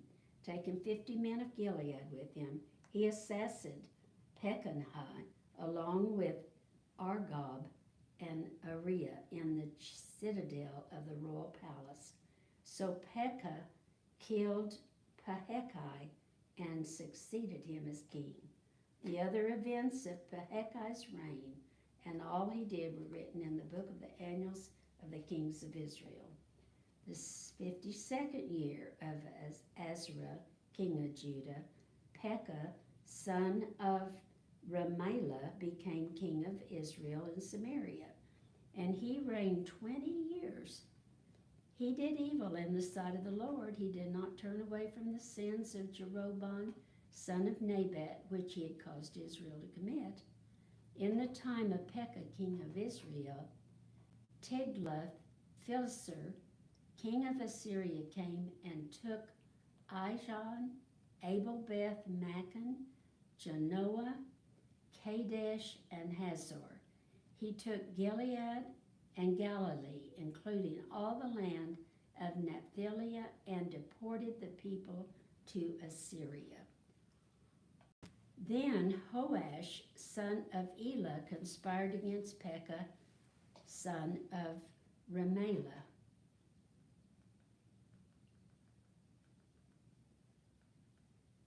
He attacked and assassinated him and then succeeded him in the 20th year of Jotham, son of Uzziah. As for the other event in Pekah's reign, all he did, are they not written in the book of the annals of the king of Israel? In the 2nd year of Pekah, son of Remaliah, king of Israel, Jotham, son of Uzziah, king of Judah, began to reign. He was 25 years old when he became king, and he reigned for 16 years. His mother's name was Jerusha, daughter of Zadok. He did what was right in the eyes of the Lord, just as his father Uzziah had done. The high places, however, were not removed, and the people continued to offer sacrifices and burn incense there. Jehoram rebuilt the upper gate and the temple of the Lord. As for the temple, the upper gate of the temple of the Lord, as for the other events of Jotham's reign and what he did, are they not written in the book of the annals of the king of Judah? In those days the Lord began to send Rezin, king of Aram, and Pekah, son of Remaliah, against Judah. Jehoram rested with his ancestors, was buried with them in the city of David with his father, and Ahaz, his son, succeeded him. In the 17th year of Pekah, son of Remaliah, Ahaz, son of Jotham, king of Judah, began to reign. Ahaz was 20 years old when he became king, and he reigned in Jerusalem 16 years. Unlike David his father, he did not do what was right in the Lord his God. He followed the ways of the kings of Israel and even sacrificed his son in the fire, engaging in the detestable practices of the nations the Lord had driven out before the Israelites. He offered sacrifices and burnt incense at the high places, on the hilltops, under every spreading tree. Ahaz. Woo. Then Rezin king of Aram and Pekah son of Remaliah king of Israel marched up to fight against Jerusalem and besieged Ahaz, but they could not overpower him. At that time, Rezin king of Aram recovered Elath for Aram by driving out the people of Judah. Edomites then moved into Elath and have lived there to this day. Ahaz sent messengers to say to Tiglath-Pileser king of Assyria, I am your servant and vassal. Come up and save me out of the hand of the king of Aram and of the king of Israel who are attacking me. And Ahaz took the silver and gold found in the temple of the Lord and in the treasuries of the gold palace and sent it as a gift to the king of Assyria. The king of Assyria complied by attacking Damascus and capturing it. He deported its inhabitants to Kir and put Rezin to death.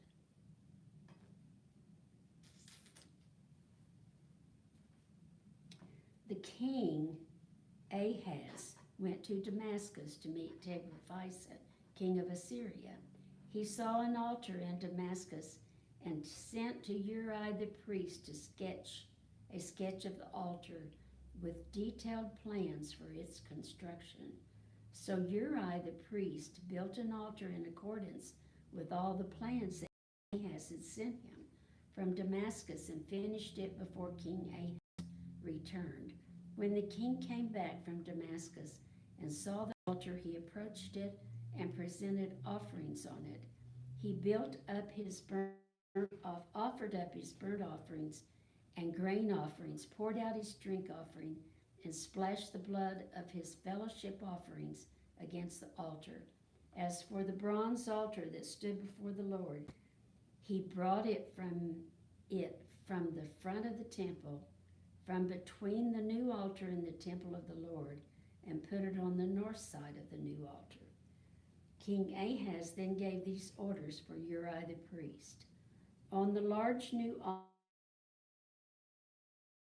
and the evening grain offering, the king's burnt offering and his grain offering, and the burnt offering of all the people of the land, and their grain offering, and their drink offering, splash against this altar the blood of all the burnt offerings and sacrifices. But I will use the bronze altar for seeking guidance. And Uriah the priest did as King Ahaz had ordered. King Ahaz cut off the side panels and removed the basins from the removable stands. He removed the sea from the bronze bulls that supported it, set it on a stone base. He took away the Sabbath canopy that had been built at the temple and removed the royal entryway outside the temple of the Lord in deference to the king of Assyria. As for other events in the reign of Ahaz and what he did, are they not written in the book of the annals of the kings of Judah? Ahaz rested with his ancestors and was buried with them in the city of David, and Hezekiah his son succeeded him as king. In the 12th year of Ahaz, king of Judah, Hoshea, son of Elah, became king of Israel in Samaria, and he reigned 9 years. He did evil in the eyes of the Lord, but not like the kings of Israel who preceded him. Shalmaneser, king of Assyria, came up to attack Hosea, who had been Shalmaneser's vassal and had paid him tribute, but the king of Assyria discovered that Hoshea was a traitor, for he had sent envoys to So, king of Egypt, and he no longer paid tribute to the king of Assyria, as he had done year by year. Therefore Shalmaneser seized him and put him in prison. The king of Assyria invaded the entire land, marched against Samaria, laid siege on it for 3 years. In the 9th year of Hoshea, the king of Assyria captured Samaria and deported the Israelites to Assyria. He settled them in Halah, in Goshen, on the Habor River, and in the towns of Medes. Israel exiled because of sin. All this took place because the Israelites had sinned against the Lord their God, who had brought them up out of Egypt from under the power of Pharaoh, king of Egypt. They worshipped other gods and followed the practices of the nations the Lord had driven out before them, as well as the practices that the kings of Israel had introduced. The Israelites secretly did things against the Lord their God that were not right. From watchtower to fortified city, they built themselves high places in all their towns. They set up sacred stones and Asherah stones on every high hill and under every spreading tree. At every high place they burned incense, as the nations whom the Lord had driven out before them had done. They did wicked things that aroused the Lord's anger. They worshipped idols, though the Lord had said, "You shall not do this." The Lord warned Israel and Judah through all his prophets and seers. Turn from your evil ways. Observe my commands and decrees in accordance with the entire law that I commanded your ancestors to obey. They rejected his decree and the covenant he had made with their ancestors and the statutes he had warned them to keep. They followed worthless idols and themselves became worthless. They imitated the nations around them, although the Lord had ordered them, "Do not do as they do." They forsook all the commands of the Lord their God and made for themselves two idols cast in the shape of calves and an Asherah pole. They bowed down to all the starry host and they worshipped Baal. They sacrificed their sons and daughters in the fire. They practiced divination and sought omens and sold themselves to do evil in the eyes of the Lord, arousing his anger. So the Lord was very angry with Israel and removed them from his presence. Only the tribe of Judah was left, and even Judah did not keep the commands of the Lord their God. They followed the practices Israel had introduced. Therefore the Lord rejected all the people of Israel. He afflicted them and gave them into the hands of plunderers until he thrust them from his presence. When he tore Israel away from the house of David, they made Jeroboam, son of Nebat, their king.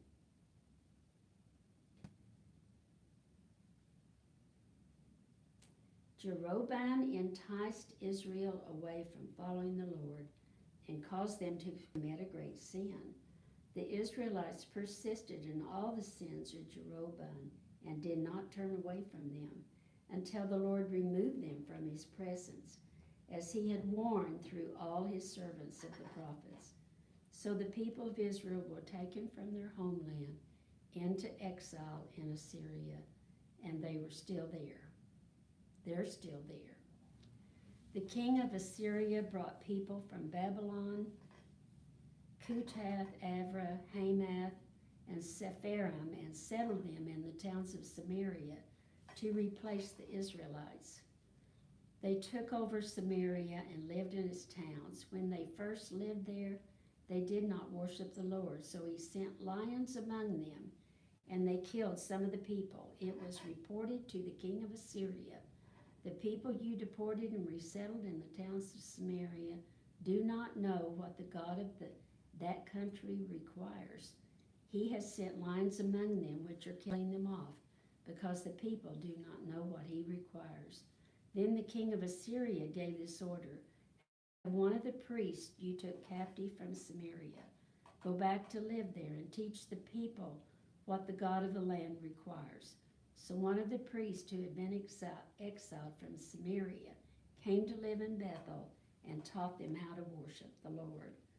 Nevertheless, each national group made its own gods in the several towns where they settled, and set them up as shrines the people of Samaria had made at the high places. The people of Babylon made Succoth Benoth, those from Cutha made Negel, and those from Hamath made Ashma. The Avites made Nebath and Tartak, and Sepharvites burned their children in the fire as sacrifice to Aramelech and Amenelech, the gods of Sepharim. They worshiped the Lord, but they appointed all sorts of their people to officiate for them as priests in the shrines at the high places. They worshiped the Lord, but they also served their own gods in accordance with the customs of the nations from which they had been brought. To this day they persist in their former practices. They neither worship the Lord nor adhere to the decrees and regulations, the laws and commands that the Lord gave the descendants of Jacob, whom he called Israel. When the Lord made a covenant with the Israelites, he commanded them, do not worship any other gods or bow down before them, serve them or sacrifice them. But the Lord who brought you up out of Egypt with mighty power and an outstretched arm is the one you must worship.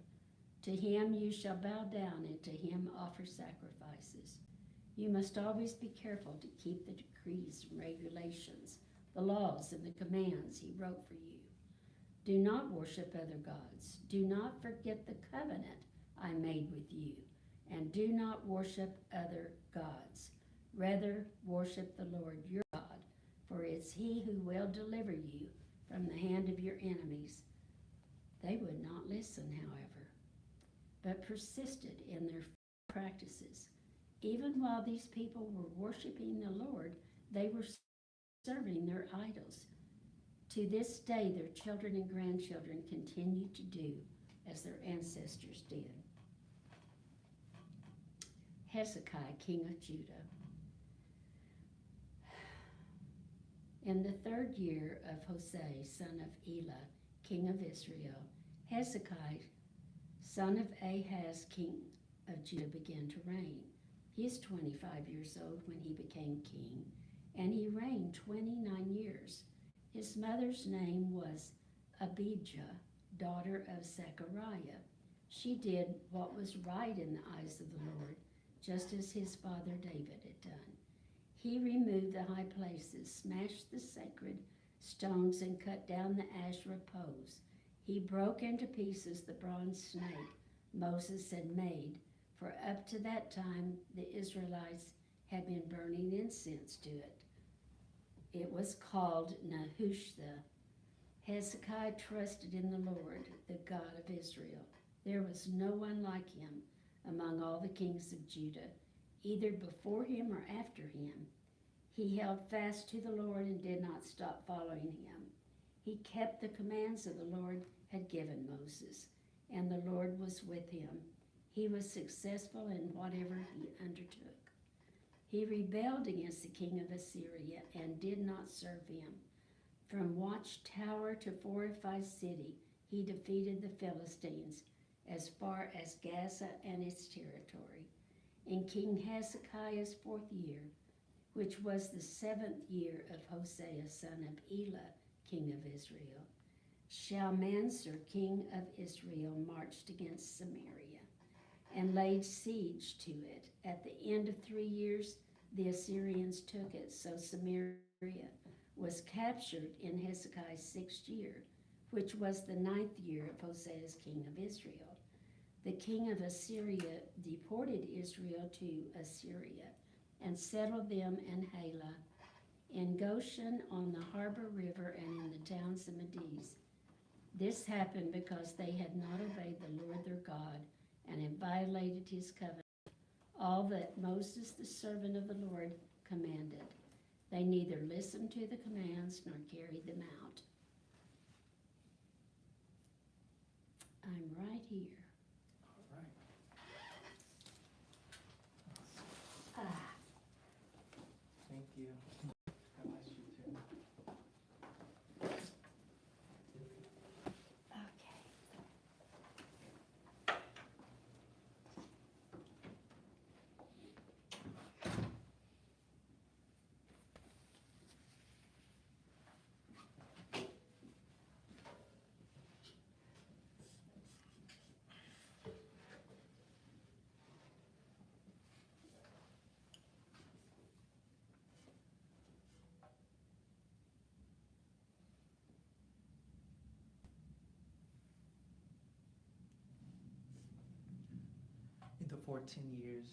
in the 14th year of King Hezekiah's reign, Sennacherib, king of Assyria, attacked all the fortified cities of Judah and captured them.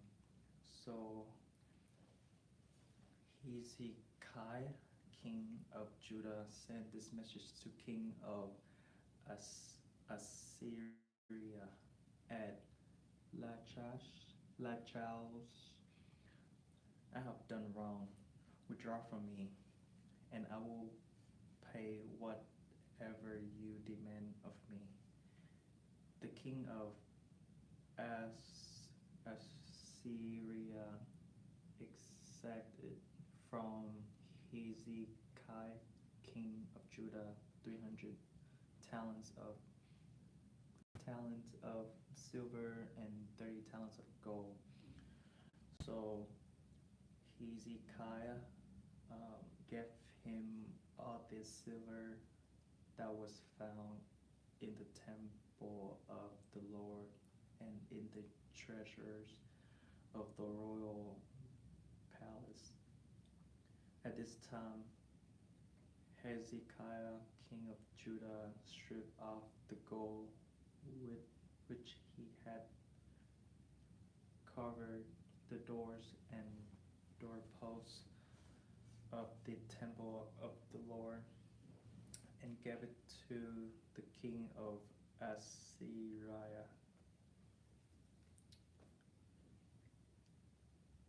Sennacherib threatens Jerusalem. The king of Assyria sent his supreme commander, his chief officer, and his field commander with a large army from Lachish to King Hezekiah at Jerusalem. They came up to Jerusalem and stopped at the aqueduct of the upper room on the road to the washerman's field. They called for the king, and Eliakim, son of Hilkiah, the palace administration, Shebna, the secretary, and Joah, son of Asaph, the recorder went out to them. The field commander said to them, "Tell Hezekiah, this is the great king, the king of Assyria. Say, on what are you basing this confidence of yours? You say you have the counsel and the might of war, but you speak only empty words.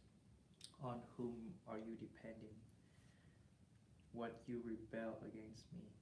Look, I know you are depending on Egypt and splintered reed of staff, which pierces the hand of anyone who leans on it.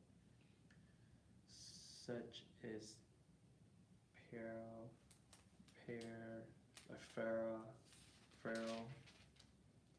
king of Egypt, to all who depend on him. But if you say to me, we are depending on the Lord of God, isn't he the one whose high places and altar Hezekiah removed, saying to Judah and Jerusalem, you must worship before this altar in Jerusalem? Come on, make a bargain with my master, the king of Assyria. I will give you 2,000 horses, and you can put riders on them. How can you repulse one officer of the least of my master officials, even though you are depending on Egypt for chariots and horsemen? Furthermore, have I come to attack and destroy this place without word from the Lord? The Lord himself told me to march against this country and destroy it. Then Eliakim, son of Hilkiah, and Shina and Joah said to the field commander, please speak with your servants in Aramaic, since we understand it. Don't speak to us in Hebrew in the hearing of the people on the wall.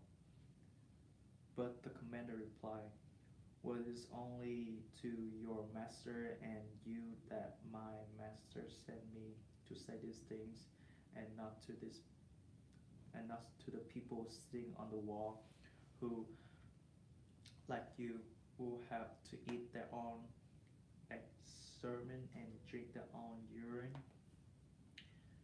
Then the commander stood and called out in Hebrew, hear the word of the great king, the king of Assyria.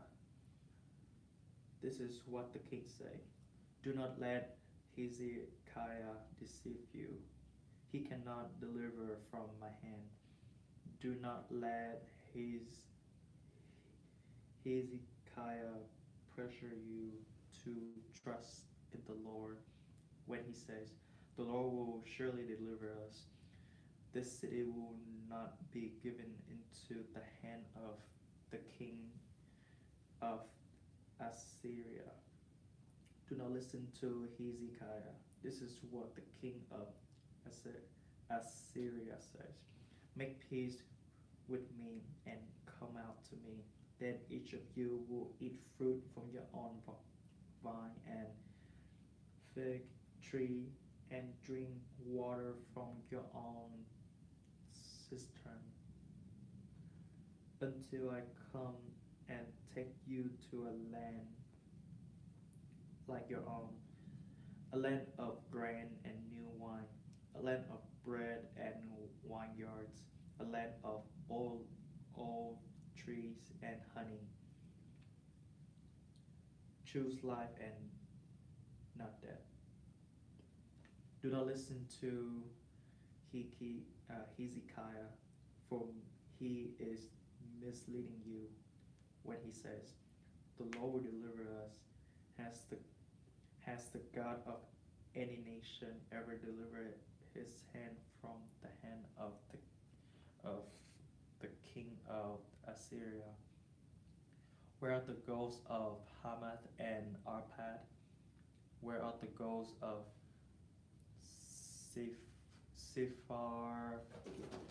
Sepharm, Hena and Iva?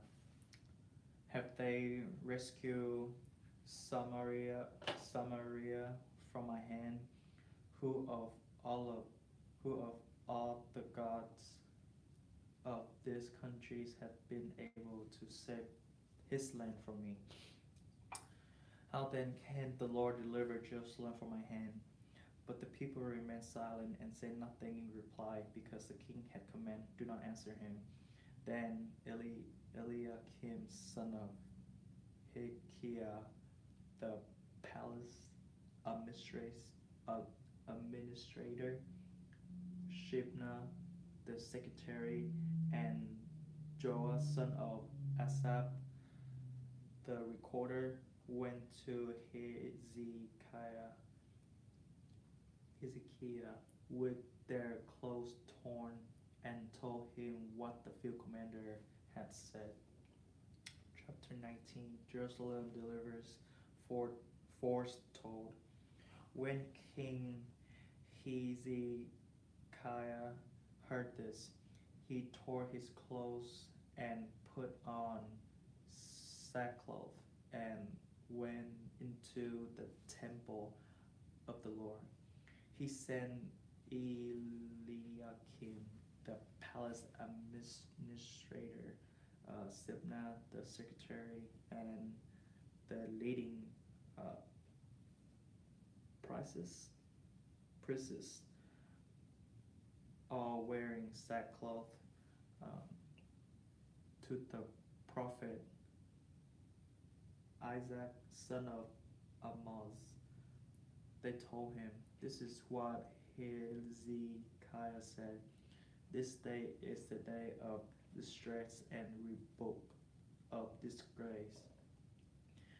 As when children come to the moment of birth and there is no strength to deliver them, it may be that the Lord your God will hear from the words of the field commander, whom is master, the king of Assyria, has sent to ridicule the living God, and that he will rebuke him from the words of the Lord your God has heard. Therefore, pray for remnant that still survives."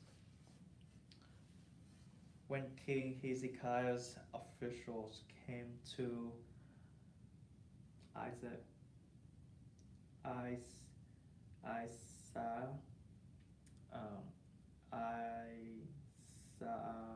said to him, "Tell your master, this is what the Lord says. Do not be afraid of what you have heard." Those words which the underlings of the king of Assyria have blasphemed me. Listen, when he hears a certain report, I will make him want to return to his own country, and there I will have him cut down with the sword. When the field commander heard that the king of Assyria had left Lachish, he withdrew and found the king fighting against Libnah. Now Sennacherib received a report that Tirhakah, the king of Cush, was marching out to fight against him. So he again sent messengers to Hezekiah with this word: "Say to Hezekiah, king of Judah, do not let the God you depend on deceive you when he says, Jerusalem will not be given into the hand of the king of Assyria. Surely you have heard what the kings of Assyria have done to other countries, destroying them completely. And will you be delivered? Did the gods of the nations that were destroyed by my predecessors deliver them? The gods of Gozan, Haran, Rezib, and the people of Eden who were in Tel Assar, where